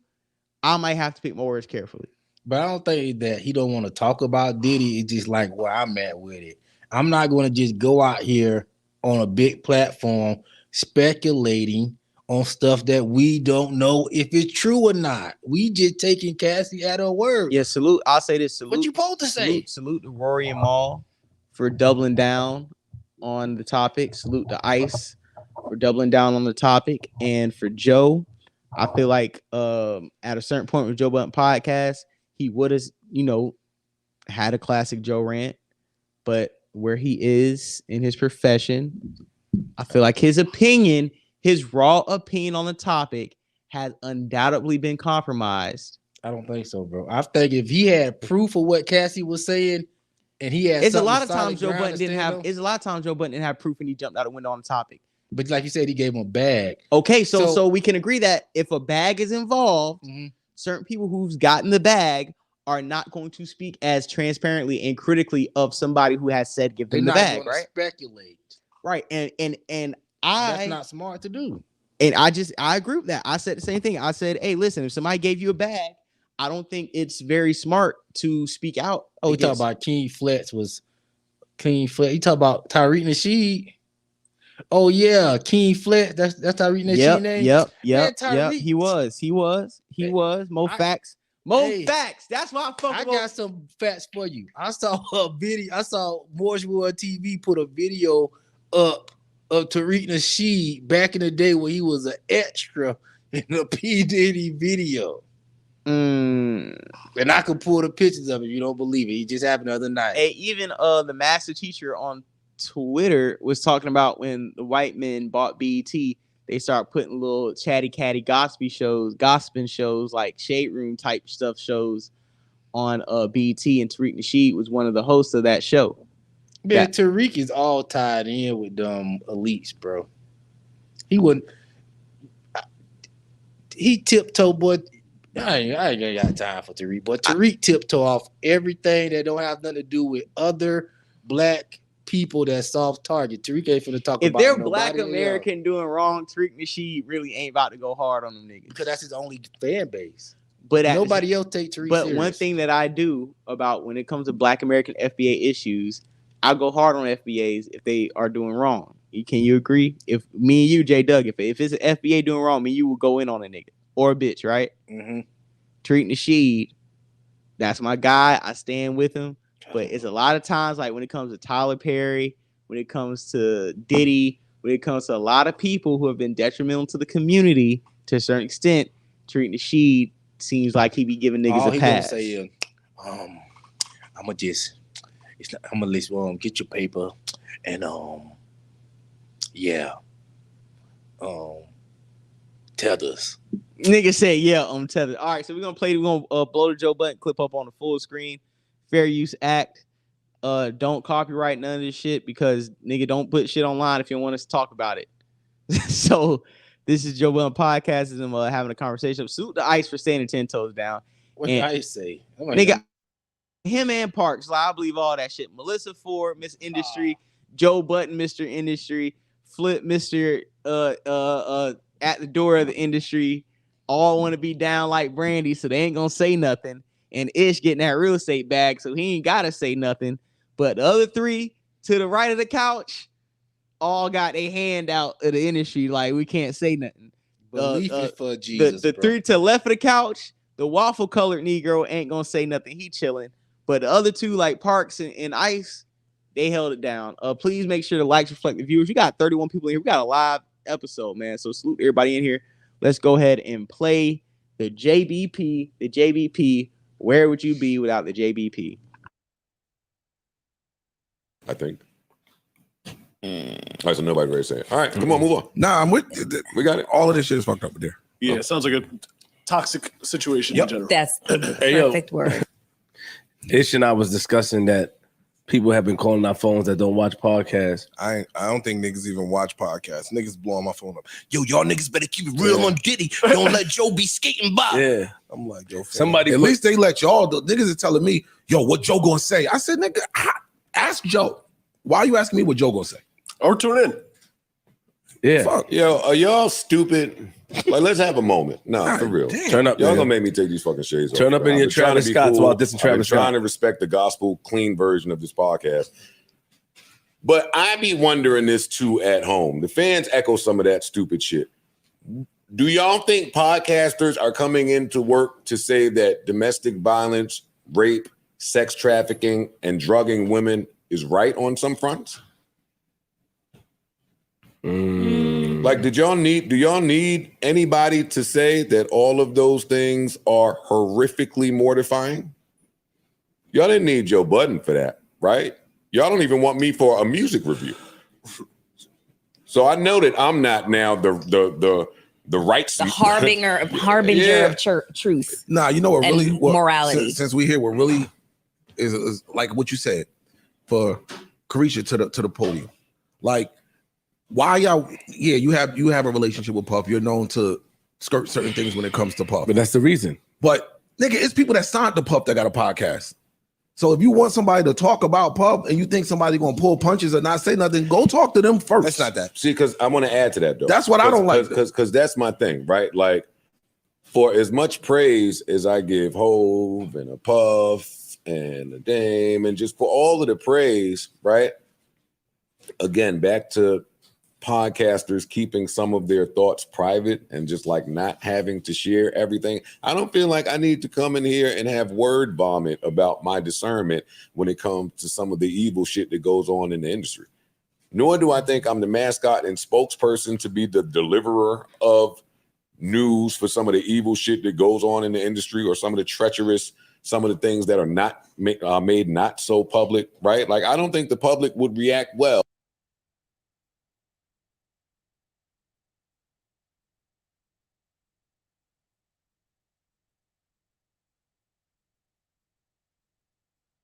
All right, listen, we got Rob in the building. Rob is in the building. You know what I'm saying? Surprise. Mike, surprise be Mike today. You know what I'm saying? Rob knocked that door. I'm like, nigga, no, this nigga tried to open the door. That's how you know. This how you know. This how you know this your nigga. Nigga just why the door open? You know when you been over nigga house a lot and you just open this and why isn't this nigga door already open? Nigga, I told him I was coming over. Listen, well, Joe Budden said, why should he be the beacon or the spokesperson for everything evil that goes on in the industry? But it was funny because wasn't he calling out L.A. Reid like 4 or 5 years ago in the nasty things L.A. Reid was accused of doing? Right? I can't remember. Joe Budden has came out and called out people in the industry before.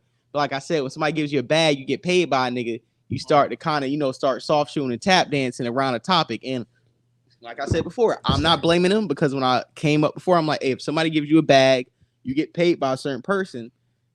What incentive do you have to speak out against them?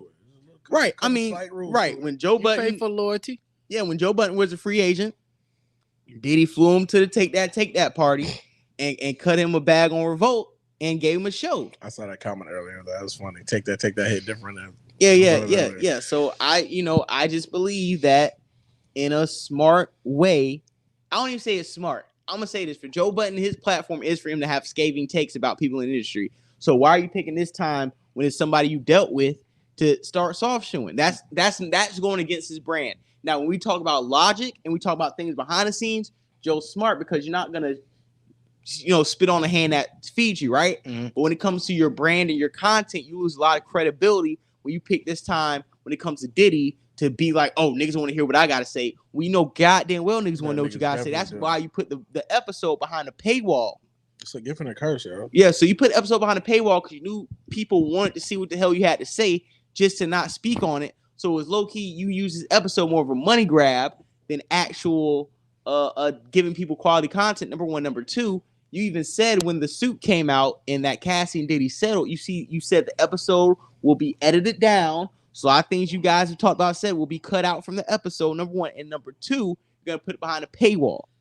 But it's what I'm asking. Do y'all want to hear what Joe's finna say, or y'all want him to take Cassie's side? No, we want to hear what he's gonna say. I just wanted to put something out there. I didn't want to run the whole clip because Joe was saying a lot, everybody was saying a lot, and I want to read the comments. I want us to talk about it. I want us to kind of take a break between running the whole video. But this is what I'm saying. I'm not saying you don't want to. I'm just saying if you want to hear what he got to say, that's different because it's nothing to say unless you take a side. Because we dealing with something that has no proof. That's a funny ass comment. Yeah, hey, this is a crazy Dragon Ball Z reference. That's true though, J-Dog. I agree with you on that one. So if he gonna just take Cassie's side to make people feel good, I think that'll be more fake than him not saying anything. Let me ask. You got? I hear you. Because you don't have no proof. You just going off of you just like you. But you ain't have no proof on the Tory Lanez Meg situation. You was low key taking Tory's side, right? Joe was doing that. I don't know Joe history like that. So he took, man, what did he say about that? What did he say? He was low-key siding low-key with Tory. He was siding with Tory. But he knew nothing? Or at least he knew as much as we did. Right. And he had to come on the podcast and eat crow like the rest of us. He do that too, right? With this. That's all I'm saying. But because you got a bag. But that's different. Listen, J-Dub. You talk about people. It's a bigger situation. Intricate relationship. It's a bigger situation. I see that. You give me 20 bands right now. You slap a bitch, I'm gonna say she slapped you. I feel like when it's an intricate relationship, man and female, it's hard to see what was you down with and what wasn't you down with. Hey, you know Melissa Ford got a freak off story. It's a freak off Rico tonight. It's the freak off Rico. At the height of hip hop honeys, I know she do. Hey, Mo, we got Raptors Joe Budden clip. We gonna play going off on these niggas. So Mo facts, right on point. You would have thought he produced the episode with us. Academics define that hating on a black woman narrative. Hey man, but Ak is Jamaican, so he has no allegiance to black Americans. And is Cassie black? Let's get that right, because when a motherfucker become a victim, we automatically put them into the black vote. Is Cassie black? Shit, nigga. Hey, Robert, read this comment. What he said. I'm reading, bro. No, because he said some shit earlier. I was cracking up, and then I was like, "This nigga gonna talk some shit." Yo, I gotta hit his cash out by the end of the year, dog. Black baby going crazy. Stop calling that grown man hoe. He ain't a highway lane, and he ain't no god or nothing. Delete that. I don't like the comment. Delete that. Hold on. Nah, I can't ban it. Hey, hold on. I'm joking. I'm not serious. I'm not like that. Yeah. Hold on. Not even that one. Hey, listen, niggas told me. Don't highlight shit. Stop highlighting shit, J. Hey, listen, niggas told me niggas had a crazy comment about Star on my parents. So, you know, damn. If money can turn things into private affair, let it be. She been in multiple bad boy videos. I know I jerk. Okay. Salute to you, Black McBain. Biden. You mean Budden? Biden at it again. But really, I'd rather listen to regular people pods. That's not industry. Dudes cover everything. So that's what I'm saying. Hey, listen, nobody cut me a bag yet. Hey, you cut me a bag right now? We playing greatest hits of Puff Daddy and doing a Harlem Shake. Yeah, but especially if Puff Daddy cut me a bag, I'm gonna say, I don't know what you're talking about. That's why, right? And that's why if you like grassroots pod, you know what I'm saying, a Biden pod would be wild. Hey, listen, we had a Joe Biden pod, nigga would be just staring into space like Mitch McConnell, picking his nose and falling asleep. Listen, if you want podcasts like this, you don't want industry niggas all up in your videos, dancing. I want industry niggas in my you know video. What I'm saying? Support the pod, grassroots. Hit the cash app, hit the super chat. Perspective of facts. I want to be supported by the people. So when the industry tries to give FBJ the bag, J Doug Rock the bag, we're like, no, we don't need it because we supported by the grassroots. You know what I'm saying? If y'all want to hit us with the dollar menu cash outs all day, trying to get McDouble? Hey, I wanted a McDouble. Trying to get a double. I'm trying to listen. It's holiday. Niggas got presents. I ain't asking. I got McDoubles and a medium fry. I got a slice of American cheese in the fridge. You give me a McDouble, I'll throw a cold piece cheese on, put in the microwave, and ain't nothing happen. All I'm saying is this: if you support grassroots platforms to the point where they don't need an industry bag, you'll have more objective, opinionated, thorough, transparent content creators. But if you starve niggas out and wait for the industry to give them a bag and you get mad when niggas sell, switch up on you, niggas gonna be like, hey. That's how it usually happens though. But let me ask you this. What's the difference of getting a social media clout? Because the social media clout automatically tell you to believe women. And if we don't have no proof, we just can't believe Cassie based on our prejudice on Diddy. She didn't come with no proof. She came with a good story. So it's not real. We can't say we don't know what happened. We're gonna finish. Okay, we're gonna finish. You got something to say, Robert? All I'm saying is, I will admit though, you believe Cassie with that settlement coming out as quick as it did. And let's talk about that. Okay, let's talk about that. Just because it's like if you, how many settlements y'all know really get solved in like literally not even 24 hours? But the statement says that she been trying to get money out of him for months. She didn't come out a day and be like, boom. She was calling him, probably trying to blackmail him for months. And then when she brought it to the front, they probably finally like, man, but also at the same agreed time, on a certain number. I don't think it was an overnight thing. Like also at the same time, though, if she come out trying to blackmail him, just because she come out trying to blackmail him today, don't mean the bullshit that he did in the past just don't exist. We don't know what the bullshit he did in the past. That's we go true. About what That's she true. Said. But if a woman falls on hard times like Cassie, right? Mm-hmm. And she if she did, I'm not sure. But and it's Diddy. Mm-hmm. Like at the same time, it's like you may not know what he's done, but if you coming back and hitting him with this shit later on, I'm like, don't necessarily mean he didn't do anything. you just know you have enough ammo to get you something out of it. Let me be honest, right? Let me be honest, right? If my ex-girlfriend, which I never put hands on, came out, but say I did though, right? And she was like, "Hey, yo, FBJ, if you don't give me $1,250 right now, I'm gonna come out and show all the bruises, all the times you whipped my ass, gave me wheel kicks, eye jammies, and put me in headlocks." If she said I need $1,250 right now, or I'm about to release, the only reason why I'm putting, listen, shut up, because that didn't happen. I'm just trying to put like a dollar amount, which will put a big dent in a regular nigga pockets, right? Like, cause bitch, like, if give me $500, I'm about to snitch on you. Like, damn. And I'm saying you would give it to her. What I'm saying is this: if I whoop the bitch ass, right, and she has marks, bruises, text messages, photographs, and hard evidence that I done karate kicked her and shit, right? You gonna give it to her.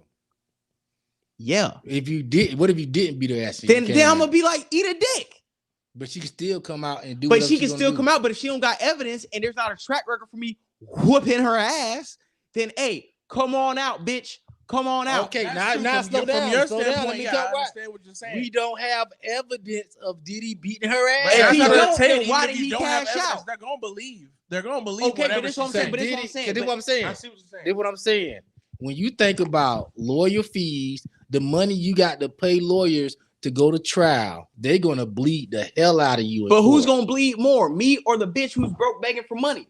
True. The bitch who's broke begging for money ain't got enough money to sustain the court dates. The times we push it back. Because if you got money like Diddy and you didn't do it, you'll bleed this shit out. That's why he ain't been in jail now. But guess what? When you're not gonna bleed it out, when you know the small hats will financially back her. That's what I'm saying. She probably had a financier that said, "Yo, I take this case pro bono." Man, you know, in the courts you stay, if you got a case against Diddy, they're gonna be like, "Yo, I'm gonna ride with you because we're gonna get something." That's true. Gloria Allred would have jumped on that easy. Okay. So, but what I'm saying is this: if I didn't do anything and a motherfucker came out and said I did something, yo, put whatever evidence you got on the internet. 'Cause if I know I ain't put hands on you, you ain't getting a dime at it. But that don't work. Listen, that works for you, but that don't work for Diddy because you have to try to save some of your image. You got to try to save some of your reputation. What I'm saying is this: okay, and listen, you're gonna open yourself up to more exposure. Like you said, we know Diddy did something wrong. Now you got to bring in witnesses. You got to do a deposition. And people will try to come in and get their own lick off. This shit is gonna little shit. They'll take some shit that Diddy did to them that was small, and they'll expound on it. Look what Dwight Howard going through right now. Dwight Howard didn't break the guy off, but guess what? The guy's all in court saying Dwight Howard paid the guy. Oh no, no, that's what I'm saying. No, now you got all Dwight Howard business coming out in court now. Everywhere. That's what I'm saying. So that's people, true, though, because people want to avoid all that. And I'm with Mo Facts. I'll pay twice the amount to prove my innocence before I kick a bag out if I ain't do shit, that bro. Makes sense too. I'm with Mo Facts. I'll pay because my innocence is gold. Bro, we did that. Johnny Depp did that's that. True. Johnny Depp did that. Hold on. Read comment, Rob. Black FBJ, what you don't know is the lawyers will get paid as a percentage of the settlement. Most lawyers, most of the time when they do that shit, when you see those commercials, they tell me we don't get paid unless you do. Yeah. A lot of times you're gonna say easy. lawyers gonna get paid regardless of what the situation is. You come into them, that's nothing. They'll say, okay, it's a free consultation. But at the end of the day, if they go through that court case and everything, they're gonna get some money out of it at some point. 10%, 5%. And you tell me what's 10% of 100 mil, 10% of 50 mil, 10% of a mil. And let's take it back to recent time. Johnny Depp.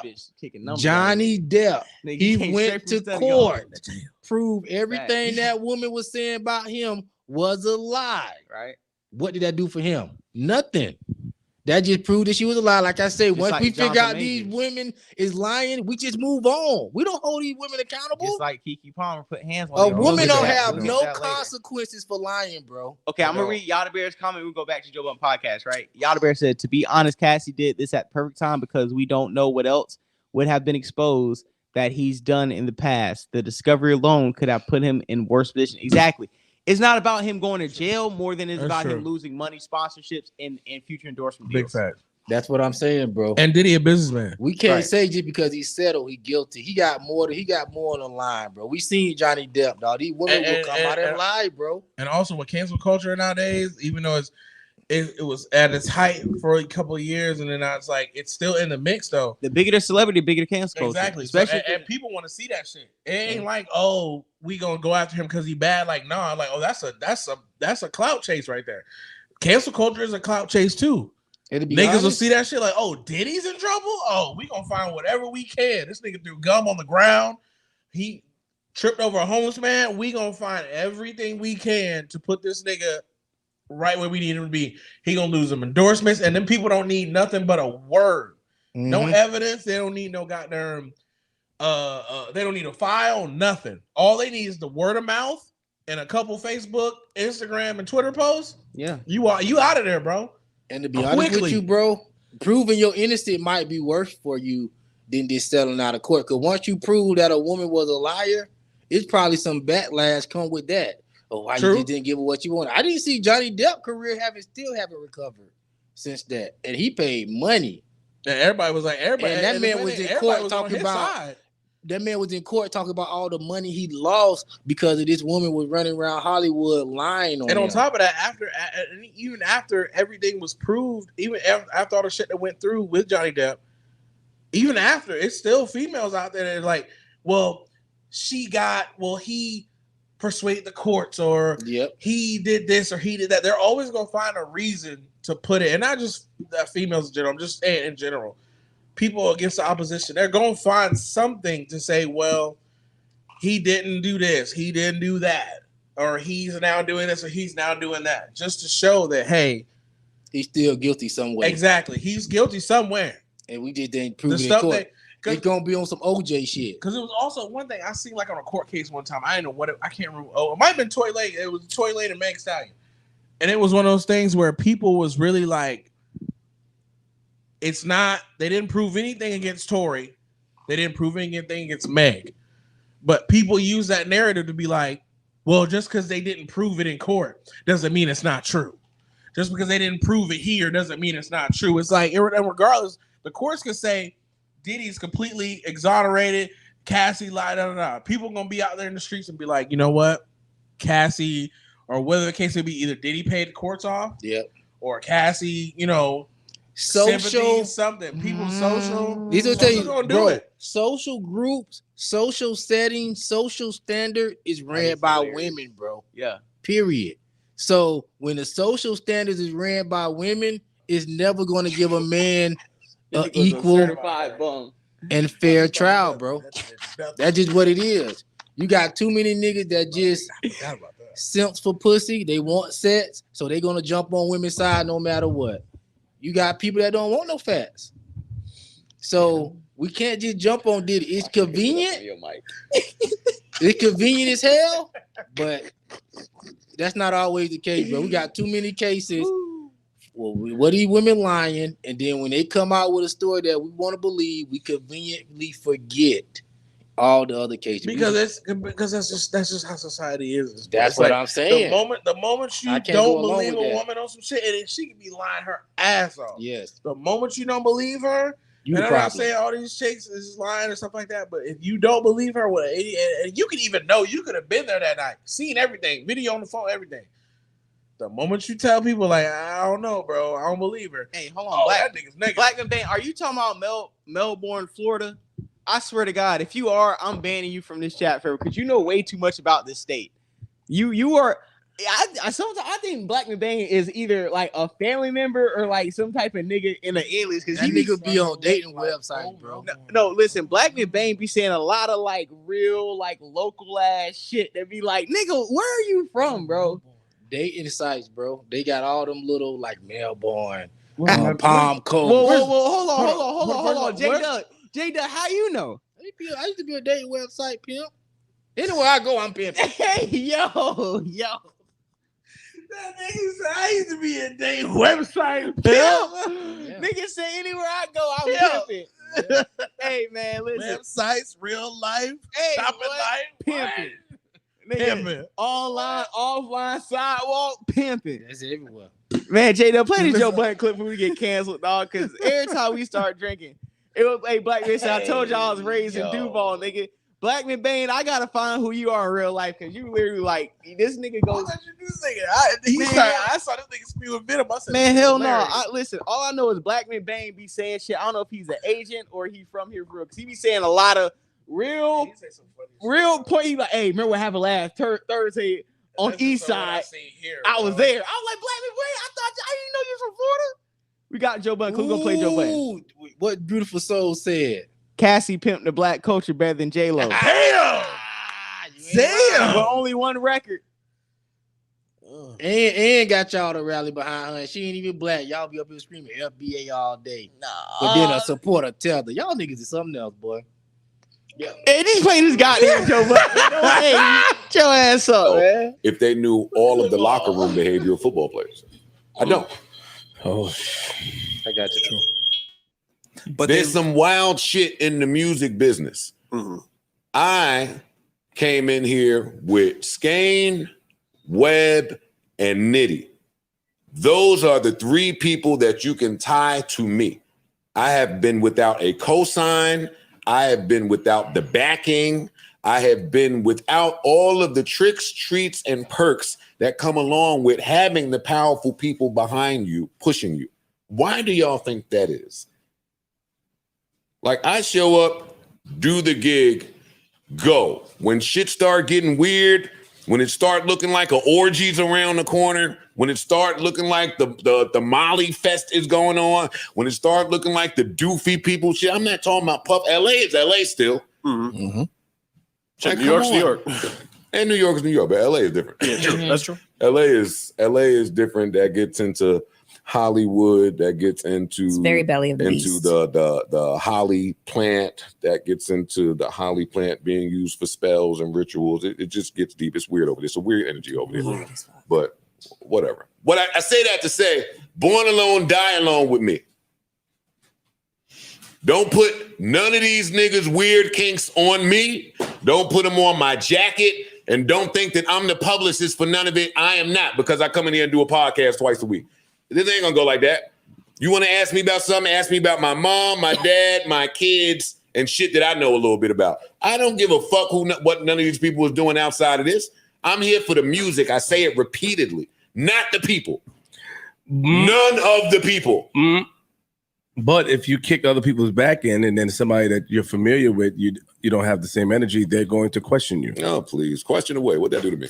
My thing is that everybody do that. What does that do? Same thing with me. Everybody do it. Question away. Everybody does. I mean, I do it, but I can admit it. When it comes to my niggas, I ain't talking about them. I'm sorry. That's just me. Suck my dick.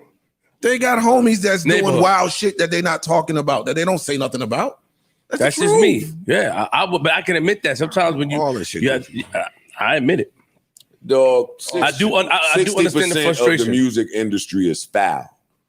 Talk your shit. That's 60% of the music industry is foul beyond belief. You think only 60? I'm being nice. Yeah, that's conservative. I'm being nice. No, I think that's about accurate. Because there's a lot of good. Yeah, there's a lot of major independent people. There are people that have majors that are good people and shit. Yeah, but miss me with taking your fan conspiracy theories and think that I'm going to fucking question about the like all that. No, nigga. Is it because of how society is though? And yes. Society is built off of that. Yes. Right? Having power and using your power to get what you want. I'm not even talking about that. But that's what I'm referring to. But then the people who are without power, they want to hear the grunginess. They want to hear the dirty shit. They want to hear because they want to knock people off their off a peg or two. It's almost like, yo, off see, the pedestal. we didn't want to go do those things, and so that's why we don't have it, because I wasn't willing to sell my soul and all that stupid old school. You know what I'm saying? Yeah. To be clear, some people need to be knocked off that pedestal, but some people are just some people do good work and are successful. But you know, in society, when you get away and are with also human. When you get away with something, you tend to do it again and do it on a bigger scale. True. I don't know if it's an ego thing. I don't know what it is. But No, it's money and power only enhances who you actually are, what your character is. If you're a fucking piece of shit, yes, I do. If you're a fucking piece of shit, you're going to be a bigger piece of shit with power and money. If you are a kind-hearted person and you know have an upstanding character, then money and power is going to enhance that. Aren't women attracted to money and power? Oh shit. I mean, some are.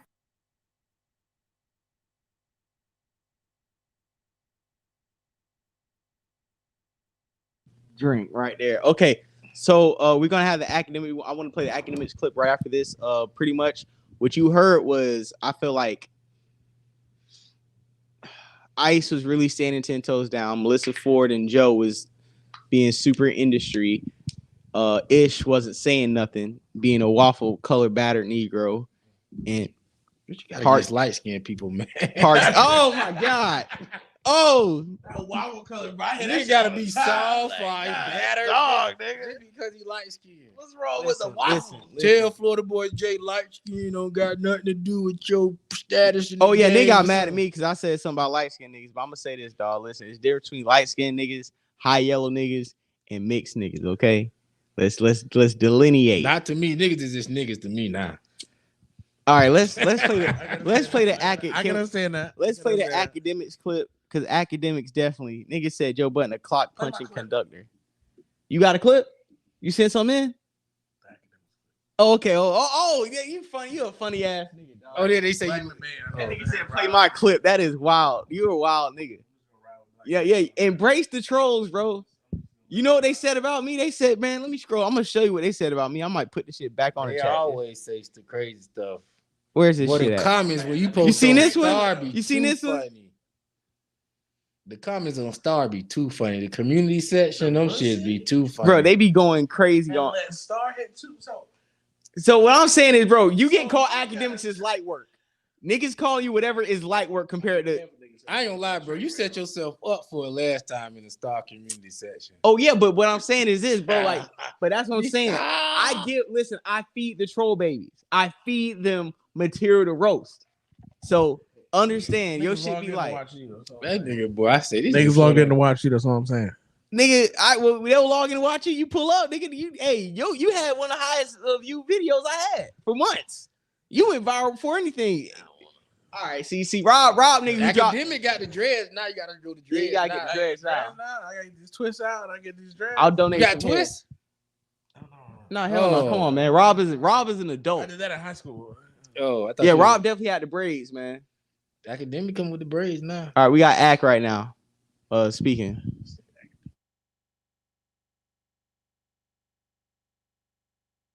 Because when it came time for certain other people, when it came time for L.A. Reid, even Joe was like, yeah, niggas been hearing.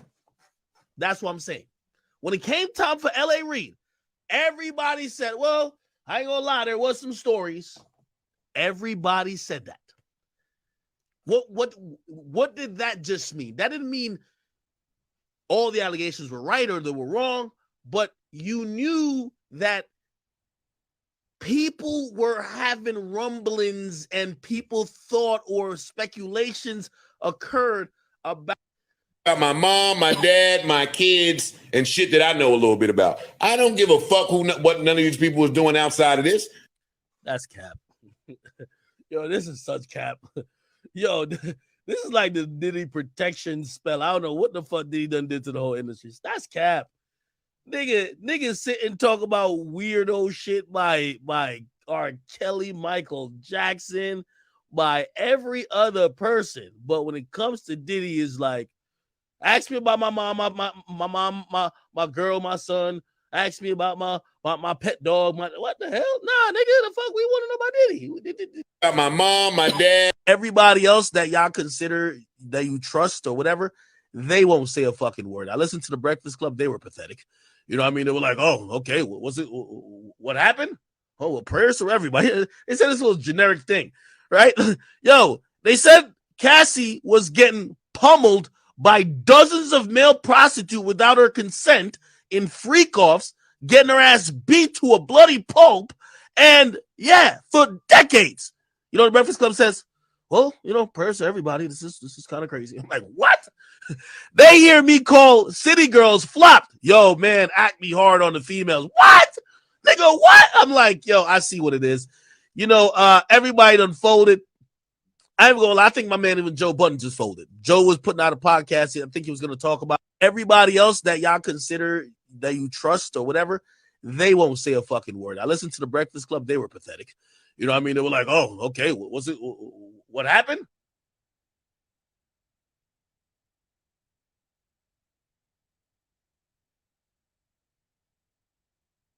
They hear us. Okay, cool.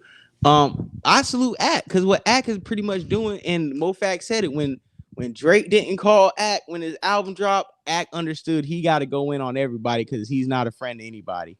And also real stuff, man. I'm gonna keep it a buck.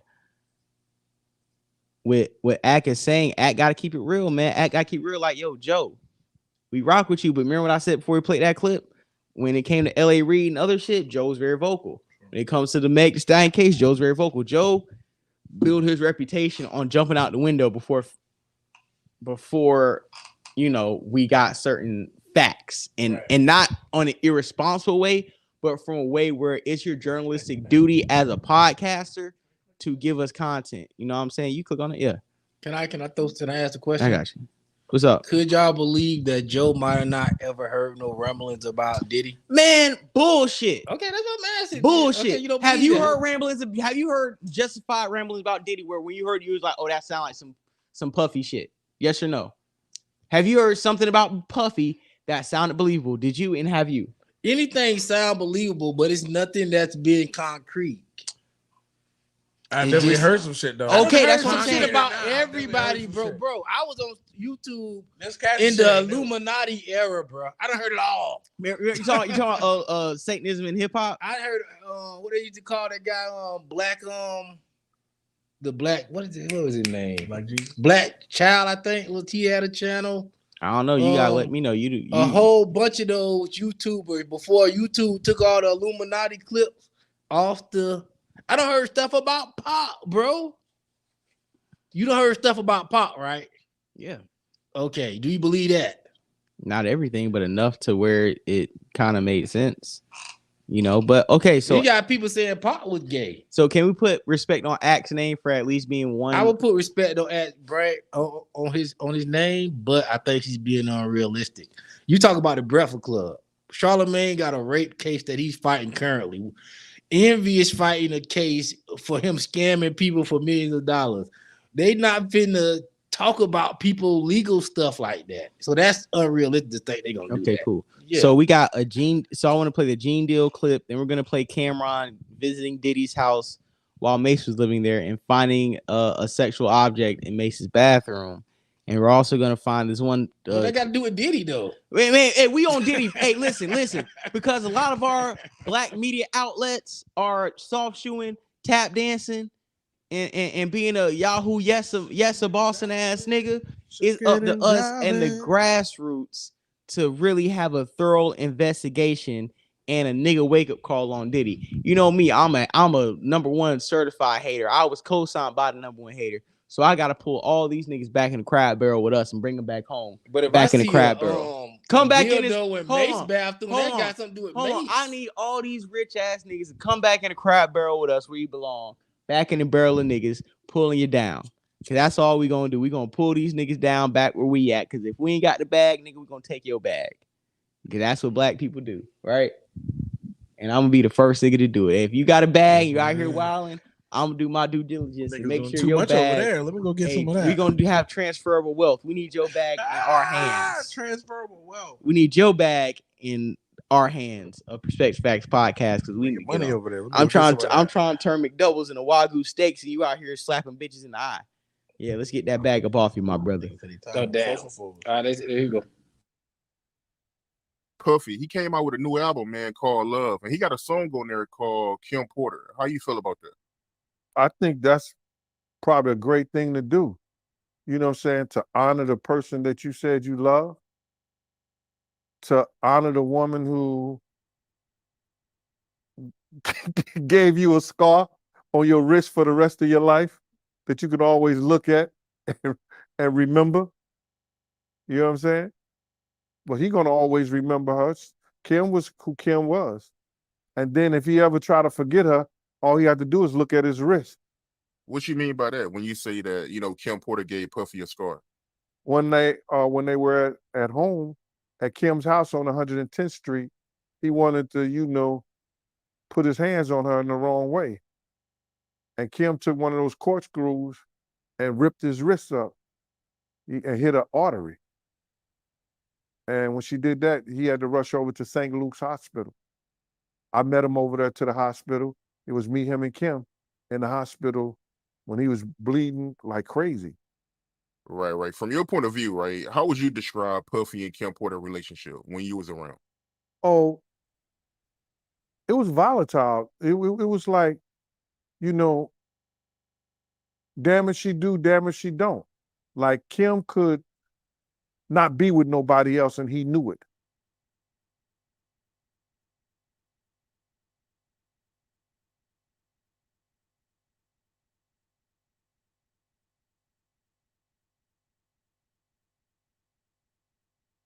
Yeah. Pick up the mic, cause pick up the mic, cause niggas. If you walk to a nigga crib and the last night they could have had a bunch of bitches over, you go into that bathroom, you see a dildo on the crib, you gonna be like, "Oh, y'all crazy? What's going on here?" And we're bringing that up because we want to play the camera on clip right now. I don't want you to think this is a personal debate. Niggas could literally have bitches like literally the video live. You was watching it live.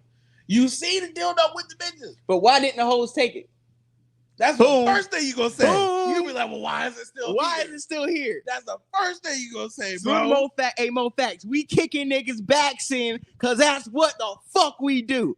Any nigga with a bag fouling out, we coming to take the bag because we need some reparations. And I need to turn this McDouble into a double cheeseburger. And I need to turn that McChicken to a spicy McChicken with cheese and bacon. You got that right. We on, this swine time, nigga. Nigga, I don't eat pork, but you're popping perks. Nigga might want. So this Cameron talking about going into a Puff and Mace's crib and finding some unidentified objects.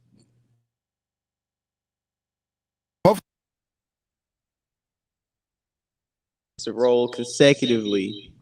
I want us to roll consecutively in the clips because we're gonna wrap up this Diddy topic because we got a few other topics we're gonna touch into. But pause. But when you talk about Diddy, you gotta pause everything and sound suspect. This is a high at this point. This is gotta pause everything. Yeah. What hey, salute to Randy. What Randy said on the Star Report this weekend, the Bussy verse is expanding. Who is Damn. this? That's wild. The Bussy verse. They said, who is this guy? What? Who? Click on the comment. Don't talk about this video. BBC on the countertop is crazy. Oh, no, we're gonna play it though. You don't know who this is? Puff probably got that nigga hit by a bus. We'll wiped off. Right. Clocked them out. We'll see. Time to go, nigger. I was listening to Biggie Ready to Die album, which is by far in the top 5 greatest albums ever constructed. It's a classic. It's so good it could be a gospel album because it's uplifting. I'm listening to it and I'm hearing all this Puffy in the background. And I begin to think about Puffy as a person. I'm like, Puffy is poison. And this is the reason why I say Puffy is poison. No disrespect to Puffy. Take that. But everybody that Puffy has come in contact with, either they are dead, in jail, or we don't know where the fuck they at, or their careers have fallen out, which means they're still dead. Prime example, Craig Mack. Where's Craig Mack right now? We do not know where Craig Mack is. Craig Mack gave us flavor in the air. The beat was so hot they was playing it in churches. Reverends was coming out to Flavor in Your Ear. And then the Flavor in Your Ear remix came out with the bottles and the bad boy. And he had Busta Rhymes again. Wow! But we couldn't understand it.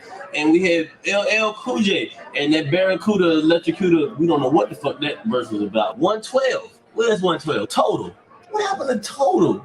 Where's Total? They totally gone. This band, one girl was dating the Brad, Rumor, and the other ones, they gone. They at daddy's house, sleeping in the basement. They concubines now. Faith was with Bad, but what Faith there right now? We don't know. Faith left.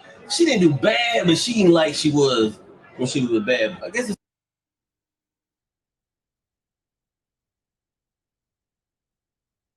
Use your clout to steal our cocaine.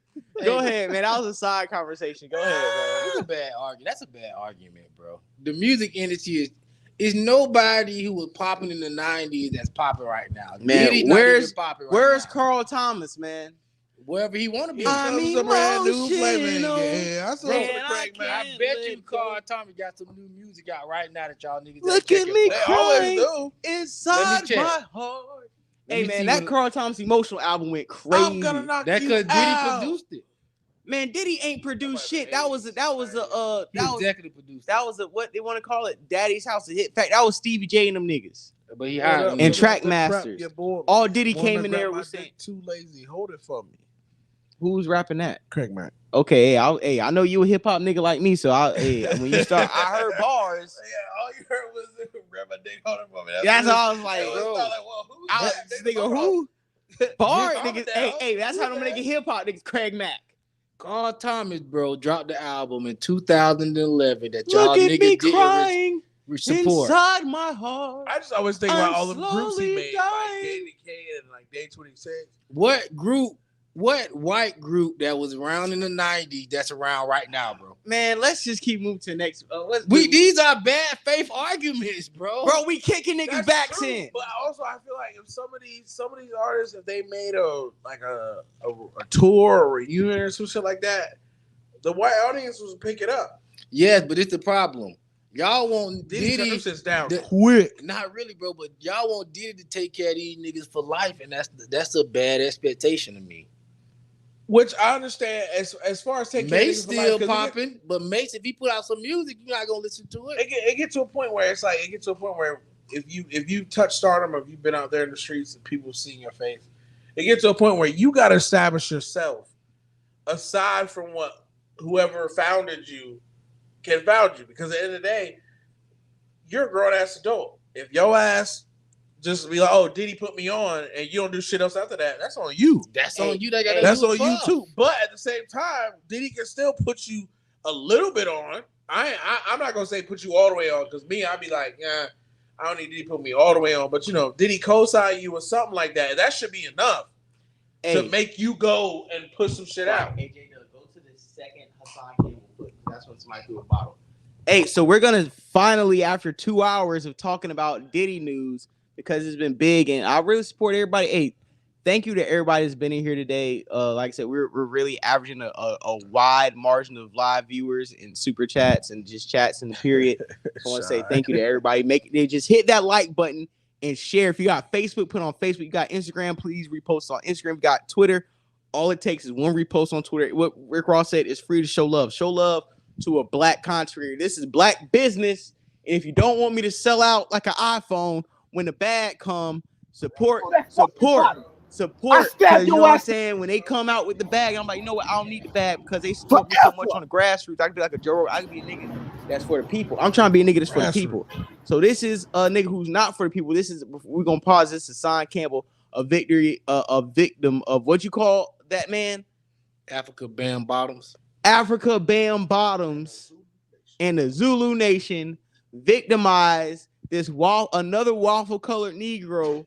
We're gonna call Hassan Campbell, who's an angry power bottom that comes out. Oh no! Damn! That comes out. Damn! Threatening other men's pussies off of disrespect. Goodness! So we're gonna. He went back to his old hood, and what Star and Randy said on the Starport is this: when you leave your hood, you are now food. You cannot move out the hood and come back to the hood without giving niggas money and walk around here barking like you run the hood. Unless niggas you will really handled it beforehand. Right. Niggas will clap you, niggas will shoot at you, and niggas will hit you with glass bottles because people are behind on rent. They sucking dick for room and board. Shoot up your mama crib and make your ass look for them. And you walking back to the hood with bussy bags under your eyes, screaming and threatening to stab people's mothers.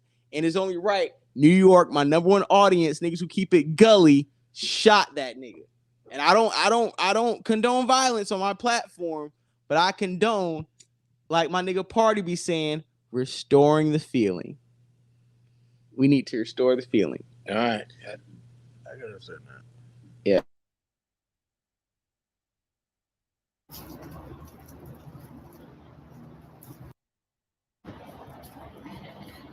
Forever.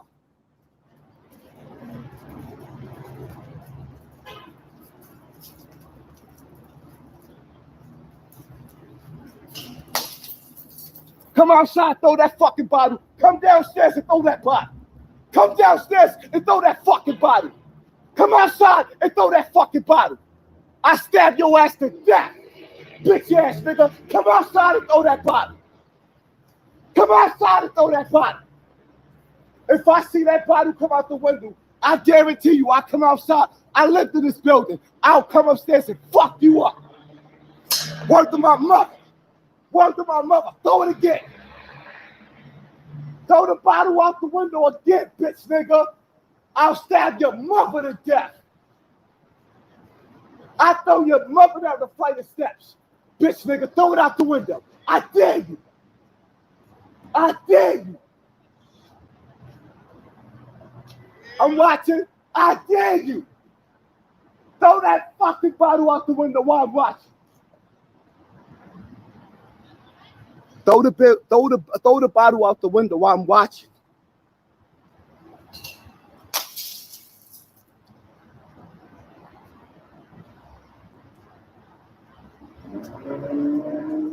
Don't wait for me to turn my back.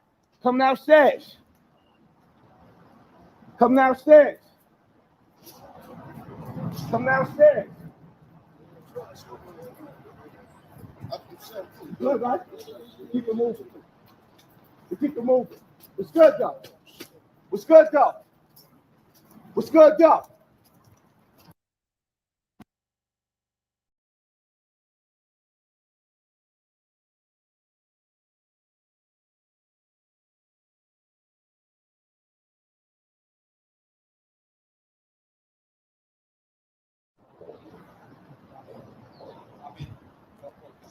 I see. Who that? Take the second exit on Westchester Avenue. I need to get to the hospital quick. At the roundabout, take the second exit on Westchester Avenue. In a quarter of a mile. Turn left on Leave him. Come on, go. I got you. Go straight. Go I straight. need to get to the hospital. I got you. I'm gonna get you the ambulance. red light camera reported ahead. Ooh. Oh, wait. Pull over. Let's just get your ambulance. That bullet getting hot. I know. That's why I said just pull over. Let me get your ambulance.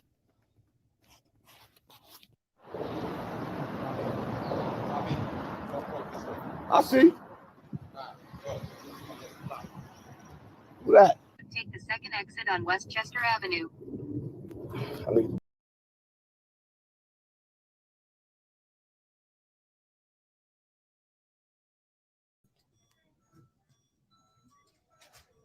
Bags looking crazy. Braids looking nasty. Face need to shape up. But I'm still alive. So up. Right now they're about to take this bullet out. Had a miserable night sleeping in this hospital, boy. Bags looking crazy. Braids looking nasty. Face need to shape up. But I'm still alive. I'm still alive. Oh, man. Boy, Mr. Checkmate was asleep there all night.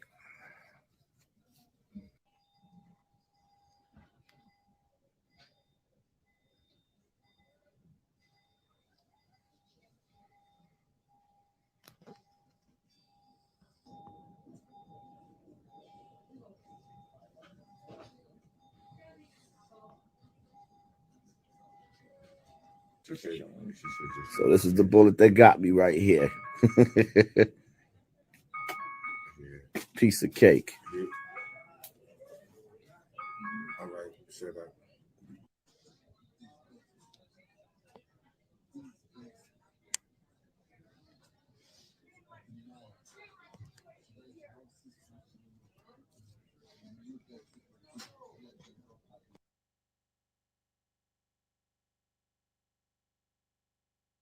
That means he got shot.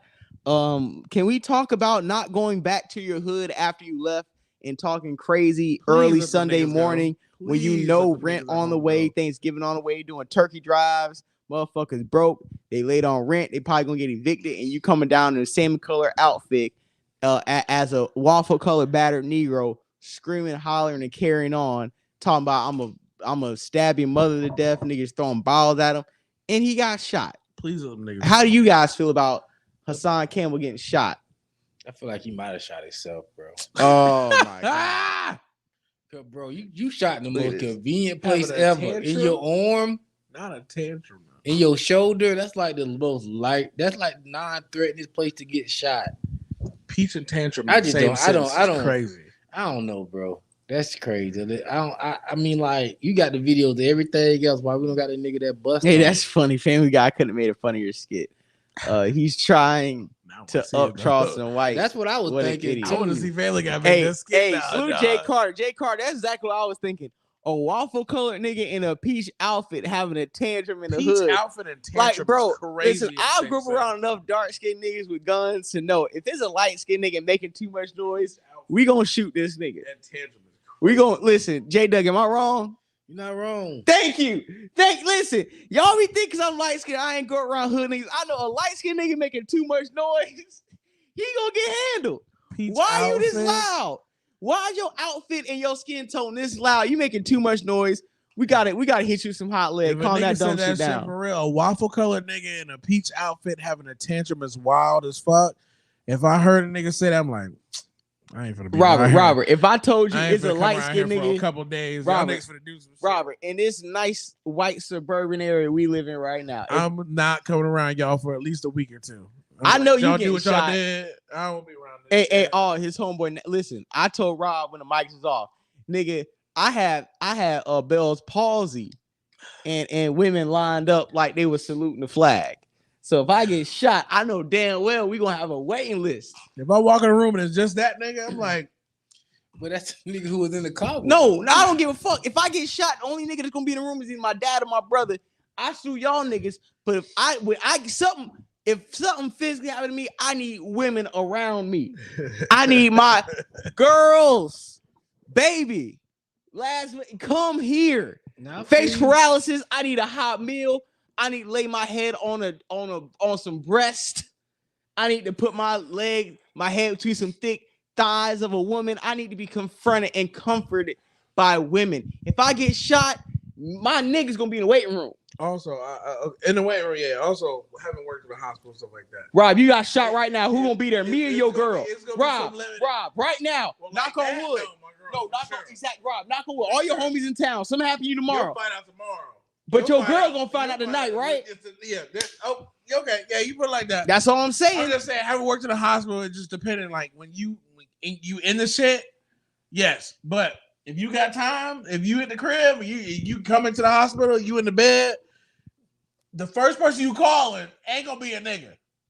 If it's not your mom, not your grandma, sisters, it's gonna be. Cause listen, when I got facial paralysis, shout out to Camille. She called me and told me what hospital to go to. Shout out to Tiana.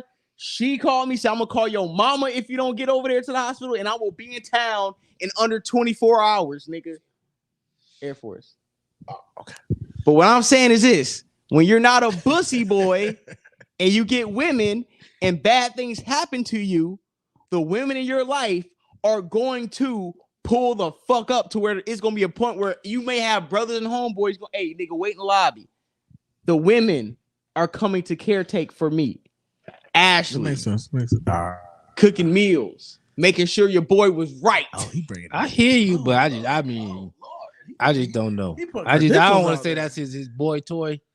I just don't know. Man, but I think that's his. I'm jaded from social his, media. I think that's his lover. That is his lover. Damn. And salute to Mad Slander. I'm gonna get Mad Slander on one of these episodes. I want to have a hip hop episode.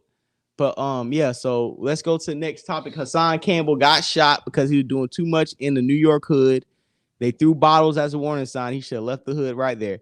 So you guys want to go to Joe Smith, Coach K saying bigger than homeboy is fake sleep. Mike Rapport. Hey, you don't want to go to Will Smith? Whatever what y'all want to do. Where you want to go, Robert? You want to go Will Smith and Jada? Will Smith saying motherfucker was, blowing up his back. You want to go? What's the other one? Joe Smith and his wife had face to face, and he walked off because his wife was cooking his ass. Coach K say Jeezy was bigger than Jay-Z in the South. I think we should just end off with D1 calls out Rick Ross to Meek Mill. Hip hop. You want to do that? Yeah, because right. Let's do my boy D1. All right, let's do that one. So we can say some of these topics for next week. Yeah, facts. Will Smith and his bussy chronicles ain't never going nowhere. Yeah, they're gonna keep rehashing that every month. It's Hollywood. Yeah, as long as Jada's above dirt and not in locked up, she gonna throw Will Smith in the algorithm. But I think this is a good conversation There's 40 for to black close out. men to have. I think so too. Because salute to my producer. Listen, we wouldn't be here with this type of growth on Perspective Track Podcast. What for J Doug reaching out for what was like your second or third time reaching out that year? Yeah. My biggest regret is not seeing J Doug's messages months earlier, because we could have definitely, like, remember we was pod with Gary, salute to Gary. I was talking to Randy about Gary. If we would have linked with J Doug the same time we was pod with Gary, we would have a couple topics back then. I personally think we would be probably 2,000 subscribers up. 2,000. We were probably being 7,000, because I feel like the summer we kind of took off. We really took off like 6 months last year. And I feel like if we would have linked up with J Doug, we would have never took off, and the platform would have fucking hit 7K by now. So let's go to Mo Facts. How J Doug believe in the Will Smith rumors but not Diddy? You want to answer that? I do. I just don't. What Will Smith is being accused of is not a crime. He like bussy. I believe Diddy like bussy too, but I don't believe all the other incriminating things that. You believe you believe Keefy D that he had something involved with Tupac's murder? Do you believe his bodyguard when he said Diddy was an evil ass nigga who was doing a lot of weird shit? It's too many niggas to me that come out with Diddy news for all these niggas to be lying. 50 Cent, Cameron, with all Exhibit. That money, all that money rolling around, all the shit that's going on in the industry. It's been too many years since like early 90s, late 80s till now. People always talking about some wild shit. And I believe that, but this is what I'm saying. If you done heard all the stories, we done heard all the stories. If you still rolling around with Diddy, Cassie, Miami, anybody who rolling around with Diddy still wearing matching outfits, Devin Haney in the pool with this nigga. Yes, it seemed voluntary. It do not seem like, I didn't know what was going on with Diddy. If I'm all the way in Duval and I heard about some stuff with Diddy, I'm not finna show up to know. If I was to get on tomorrow, bro, you would not finna see me in a Diddy party. That's how paranoid. You guys understand how much pull Diddy has? He don't got no pull with me. But I'm saying not with you. But you understand, these niggas trying to get to the industry. Anytime, that's the thing about when people I'm trying to get to the industry. When people get into new shit and they try to get to an industry and they've been working their ass off trying to do this, and this. When they see somebody such as Diddy, and they know that, that's Diddy. Like, you a producer, whatever. You see Diddy, you trying to get in where you fit in. Like, listen, regardless of now if Diddy come with me opportunity, I'm looking for opportunity elsewhere based on all this stuff I know. Exactly, it's different though. But you have to understand, a lot of these kids, these young kids, all these, hell, not even young kids, you middle-aged, 25, 26, 27, 28, 29, 30. You've been working at something for a long time and you trying to get your bag up at some point, you're going to sit here and you're going to think to yourself, now, Diddy a little wild. He got some shit going on, but I need this. I need to make something happen. I'm not putting no bussy in jeopardy. No, sir. So he's one time around Diddy. My antenna's like this. Boom. Yo, I'm not putting no pussy in jeopardy. Yo, that's a wild statement. That is bro. great. Hey, that's why you gotta fuck with J Doug, and J Doug gonna tell you exactly what it is, bro. He said it like that. I ain't put no pussy at jeopardy. It's crazy, dog. Not even like, not mine, not yours. Nah, because I'm not gonna be around Diddy long enough for him to be like, yo, I got 500,000 for some pussy. I'm not gonna be around. Nigga ain't gonna even have to be able to proposition me with no shit that I could come back years on and that's the key though to it, honestly. Yeah, when you get into the situation because that's how Diddy get people. If he know all the shit is out there and you right linking it around him, right there chasing my dream. Yes, Well, and you. How about this? You do a little something for 500,000. I'll Bro, get you all these plays. He know that, bro. He know if you lingering around him after all the pictures and all the suspect shit he done did for the years, he know that you possibly could be compromised. Exactly. Period. That's exactly what if it you is. around him, period. That's how they get people though. That's how they get you. I'm not gonna even be people around. that's gonna keep going with it, and they gonna be like, okay, I'm gonna get all the way to level 10. Oh, he level down 10. with Hey, it. guess what level 10 is, brother? We busted it wide open. It's just like what? Nigga said, He guess go- what level 10 is, nigga? We busting a He wide. like, yo, you They round, like, you well, know shit, what's I got going this down. far. Yeah, you know what's going down. You Niggas already know. You know what's up. This Diddy house. Oh, Niggas already know. Everything I heard was true. Yeah, everything you heard was true. What you gonna do? Exactly. And then gonna put that money, like Cassie say, on the table. Put that money, put that cash on the table. What you gonna do? All cash. Your pussy might start getting loose. Whoa. Diddy show you that million in cash? Yo, you might start popping pussy. Lord. All right. Oh, You know, Lord. I'm like Birdie Man. You know what I Man, let me say in school, bro. I'm not doing all this shit. Y'all wildin'. All right, cool. We got another waffle colored Negro speaking out. So let's go with D1. Y'all not gonna stop and say J Dog just say your pussy might start getting loose. You're not. Y'all not. Hey, Andy on Star Report, the bussy verse is expanding. You might start getting moist. Fuck up. Hey man, what? Hold on. Play this clip in God's name. We gotta get canceled. The pussy verse. Oh my god. Niggas out of pocket. Something years old, and man, I hate when I see these gray ones that's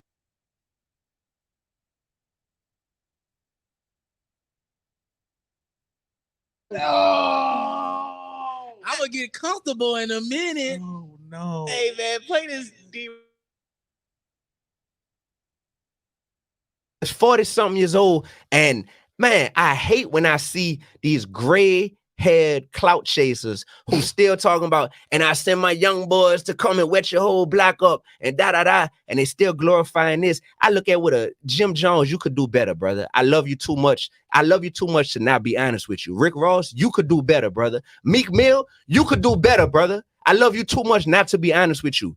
Are you the face of prison reform?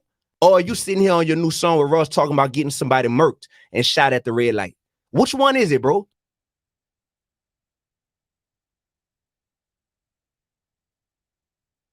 That's 40-something years old, and man, I hate when I see these gray-haired clout chasers who still talking about, and I send my young boys to come and wet your whole block up, and da-da-da, and they still glorifying this. I look at what a Jim Jones, you could do better, brother. I love you too much. I love you too much to not be honest with you. Rick Ross, you could do better, brother. Meek Mill, you could do better, brother. I love you too much not to be honest with you.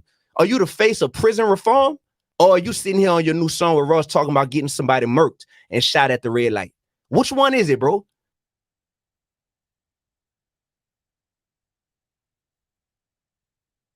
No, my bad. Jim Jones. Oh, Jim Jones had a response. Yeah, I got it right up under the D1 clip. Now, I salute D1. D1's a real nigga. D1's been in the game for a minute. I feel like him and Big Crit kind of... D1 should have got a lot more shine. To me, he's like the J. Cole who didn't get on. Maybe ain't give him no pussy. Hey, yo. Hey, thank you. What? Right now on, hey, listen. You said pussy too many times tonight. Start episode 100. Everybody gets a 10 bussy minimum. Mind you, I got Bucci. here late. Hey, this nigga say he already went past the 10. I changed it to Bucci Cat. Bucci Cat. All right, man. Just play Jim Jones. I just want to end this show now. Just play Jim Jones. Because my little cousin might not like how you mentioned my name. You heard? And then he might want to slap a dread out your head just because he don't understand that you using my name for fame, and he don't understand that. Yeah, there's a certain way to go about certain things when you're using certain people's names. I'm not promoting violence. Right. You Right. heard? Say that. I'm just saying that when you do certain things, it's a reaction for every action. Yeah. And you don't know who loves me to the death that they don't want to hear nobody mention my name in no type of ill light on no type of social media or anywhere like that. You heard? Mm-hmm. I got a family, right? He got a family, right? He wouldn't want nobody mentioning his name in no ill light. Now, if you want to have a conversation, there was a way to go about doing that. What's the best way? It's out now. It ain't no best way to have a conversation. He got to see me when he see me now. Okay. You heard? If he reached out, He had the chance. He could have reached out. That avenue of talking to me is out. That's out. You heard? Yeah. I would have loved to have a conversation with that young man to enlighten him on certain things when he was mentioning my name. I had the same conversation with Farrakhan. How did that go? He summoned me. I gotta watch.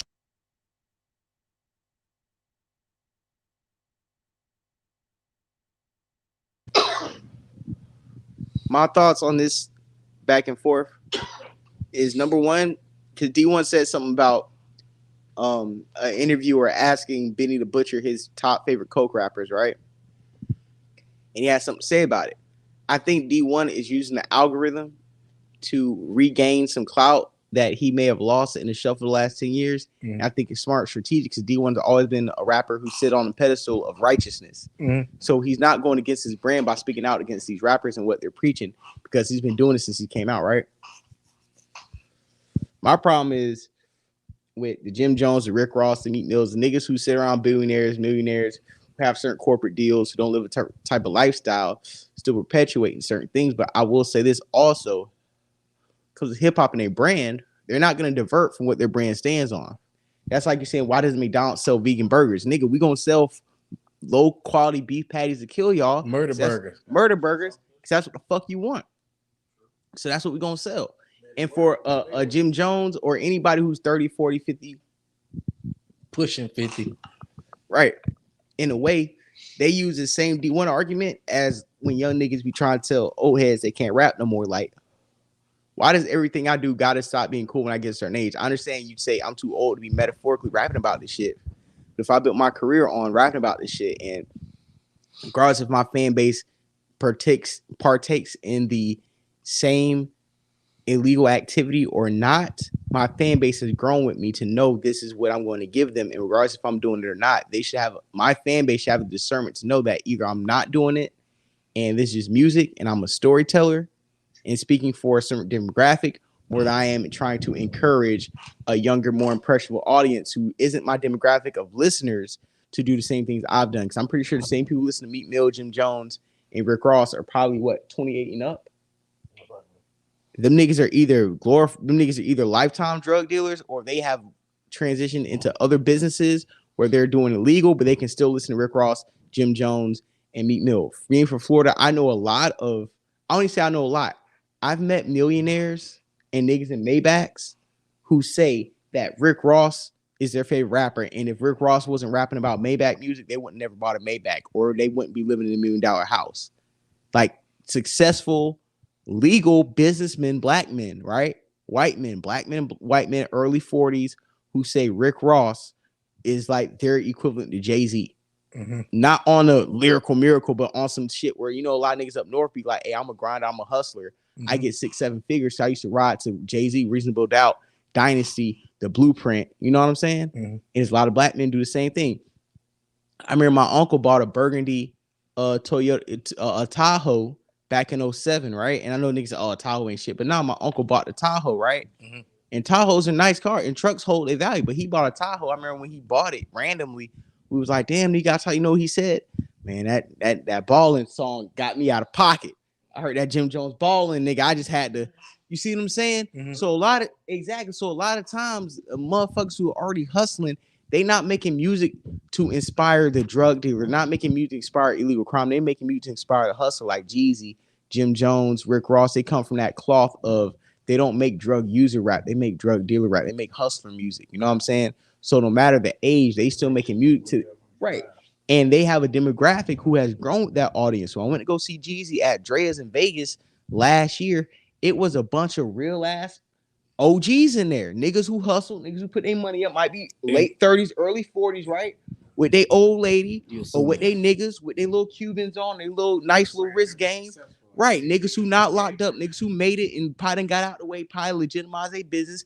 They was they was rapping all the Jeezy lyrics at Dre's. Guess what? Those were the same niggas in 2022 that was in that Street Dreams tour in 2007 at the Florida Times Union that was standing up on chairs when Jeezy came on stage rapping Inspiration. Facts. Because it's niggas that was probably in the streets when these niggas in the streets and then legitimized and grown and survived just the same way these niggas Some have. niggas grow, got some niggas said the got same. homeboys who got shot, who got locked up, that they wish that was out, got other families support, but them niggas survived off of these niggas' music. So at the end of the day, I support what D1 is saying when it's the same way we talk about Sexy Red, it's the same way we talk about Young Boy, the same way we talk about Uzi.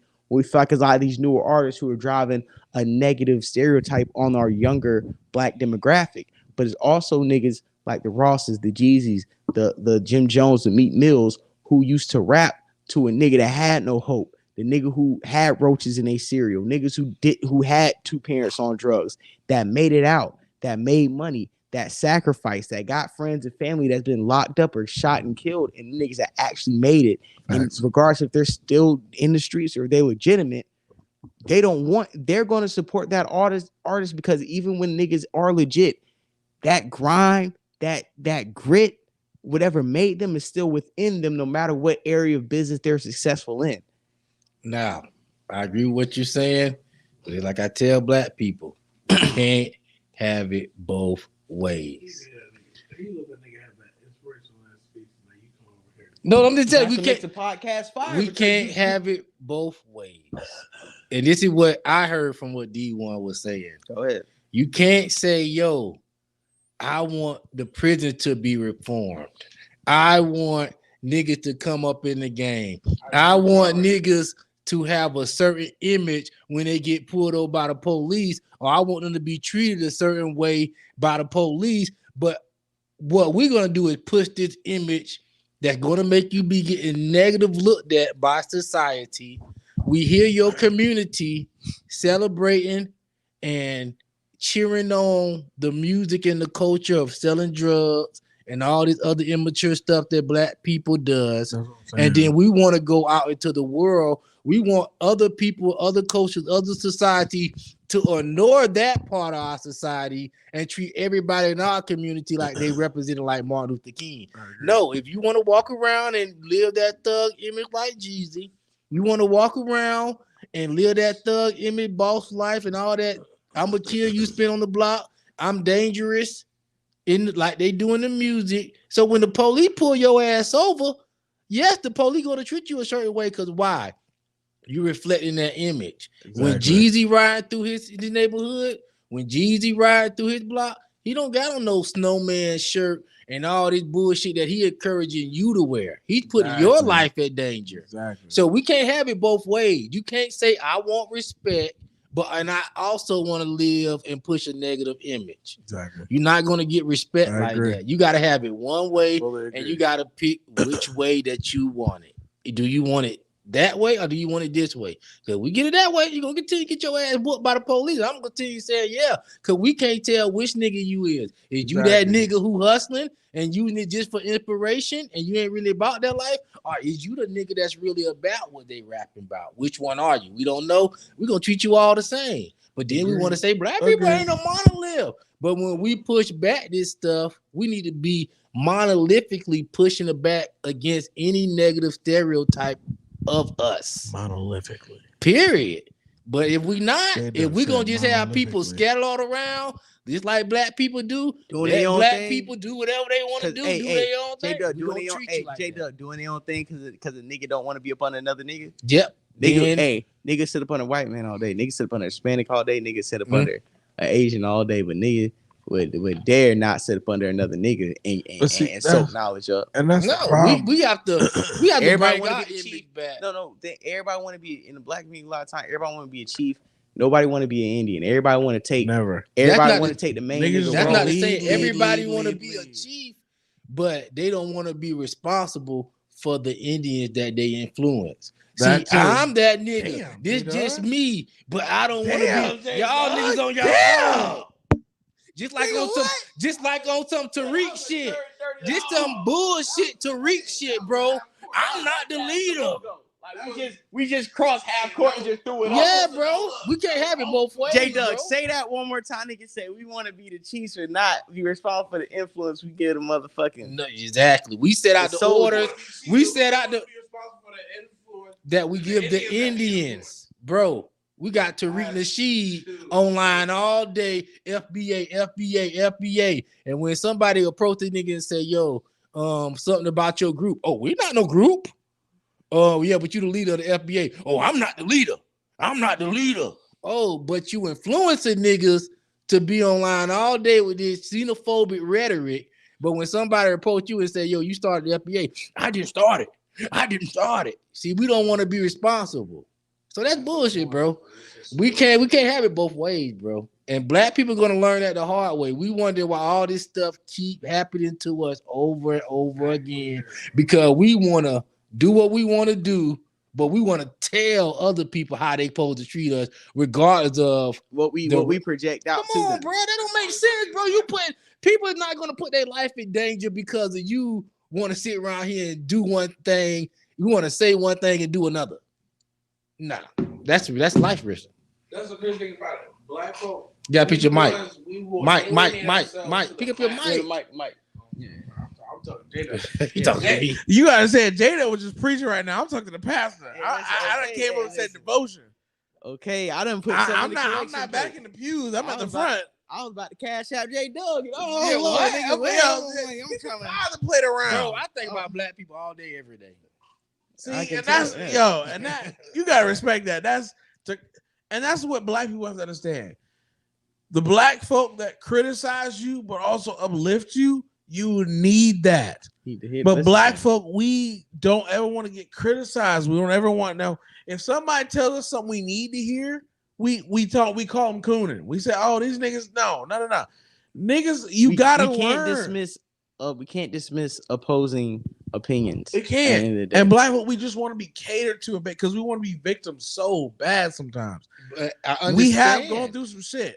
Don't get it twisted. We've gone through shit, but at the same time, take accountable sometimes. We gotta take accountable for some of the bullshit that we do, and also where we're at right now. Like we're not people that can't succeed. Are there some barriers to our success? Yes, sometimes, but at the same time, we are more than we've shown. We have more the power than to make our own choices. We've more than capable of doing what the fuck we need to do. Salute the Mo say he think about black people all day too, J Doug. Like me, because I be like, yo, this stuff that we go through, we could fix overnight, bro. Oh, really can. But we just want to play that game. We want to go in 4 different directions and end up at the same place and get mad because the nigga got to the same place a different way. Every time. No, they get mad because we end up at the same circle at the end of the day because we just going in circles. Yeah, man. So listen, I know we got to wrap up. Yeah, we got the hella wrap up. About 3 hours. We about to do 3 hours, man. We still had some talk, so we're gonna, like I said, we'll do another show next week. Hey, listen, this is episode 99. Yeah, we going to 100, man. Perspectives Facts Podcast. We're gonna do episode 100 next week. Salute to everybody who's been watching, subscribing. You know, we did 1 million views this year. You know what I'm saying? That's fucking crazy. Our numbers are doing great. We're halfway to 10,000, subscribers. So everybody from Starport who rocks with us, you know what I'm saying? But Rob, you know what I'm saying? Is not me. You know, thanks to Rob, J Doug. You got to come back on episode 100, Rob. Man, big facts. I got you for episode 100. John been putting in hella work. We need to get all the people that been on the show to That's come what I'm saying. through. I was going to say that. Episode 100. I said, yo, John need to get every guest host. He could come, not Florida Boy J, Florida Boy Flash. He can come through on the live screen. Yeah, get everybody in here. Yeah, fucking Anthony, fucking all the people that's ever been on this. Yes, just for the 100 episode, bro. That'd be fire. Yeah, that'd be fire. I'm gonna talk to you off ever, but I'm for sure. Some shit. Nah, for sure. Like I said, man, the build up to like 5,000 plus subscribers off 100 episodes, man. That's really big. That's really crazy. big. You know what I'm saying? Like, I appreciate everybody who subscribes to the content. That's a blessing to make to 100 episodes. Though. Big facts. Nah, for sure. And 100 curated episodes, 100 well produced. We're gonna really do a good show. Product. Like, not you know what I'm gonna do? I'm gonna try to go through and find some of the greatest moments of the show and just play them back. Yo, I will tell you one of them. You niggas are on network. Yeah, for sure. That's what we've been building. Greatest hits. This is 100 episodes. Yeah, you need to find the top 10 greatest hits. Yes. Now we can definitely do that. I know one of them for sure might be the greatest #1 hit, just because it's literally the viral moment for my channel growth wise is literally eats every day is when me, you, and Ern debated about Tariq Nasheed and like what he does for black community. It was like a 2 against 1, but that video is probably like 12 to maybe 13,000 views. Okay, more. Yeah, I gotta it just goes crazy every day. Like that has crazy comments every day. Somebody's commenting about it. Like, and that was done maybe last January. So it was just crazy to have that one. Like I said, when Florida Boy Fats comes on the podcast, he has a handful of episodes. Like that's like to have certain guests on the show where it's like they kind of have runs on the show where that's what makes good content, good podcast too. Cause like, you know, I watch Joe Budden, I watch other content creators like when Vince Staple goes on Joe Budden podcast and it's like, yo, those are just like different episodes because different people bring a dynamic, or Rob just jumps in, you know what I'm saying? Like a surprise Rob just, hey nigga, we at the door, like we right here. That's what I'm talking about. You know what I'm saying? The times J Doug has cooked, the times, like I said, Taze come on, motherfucking Avo comedian suit the Avo comedian. So like when Avo calls in, so like I said, Black and Bane in the chat, everybody who's in the chat, Mo Facts when he taps in with everybody, when like I said, Ronnie comments and shit. You know what I'm saying? I just appreciate everybody. So when we do it, episode 100, it's gonna be another dope episode. We're gonna keep going past 100. But like I said, we're doing more investments in how we doing things, the community section, how we talking to niggas on Twitter, how we posting. You know what I'm saying? We're just gonna build up set even more coming 2024, and everybody have a happy Thanksgiving. Yeah, happy Thanksgiving, everybody, man. We did it, man. We just finna roll out. We out.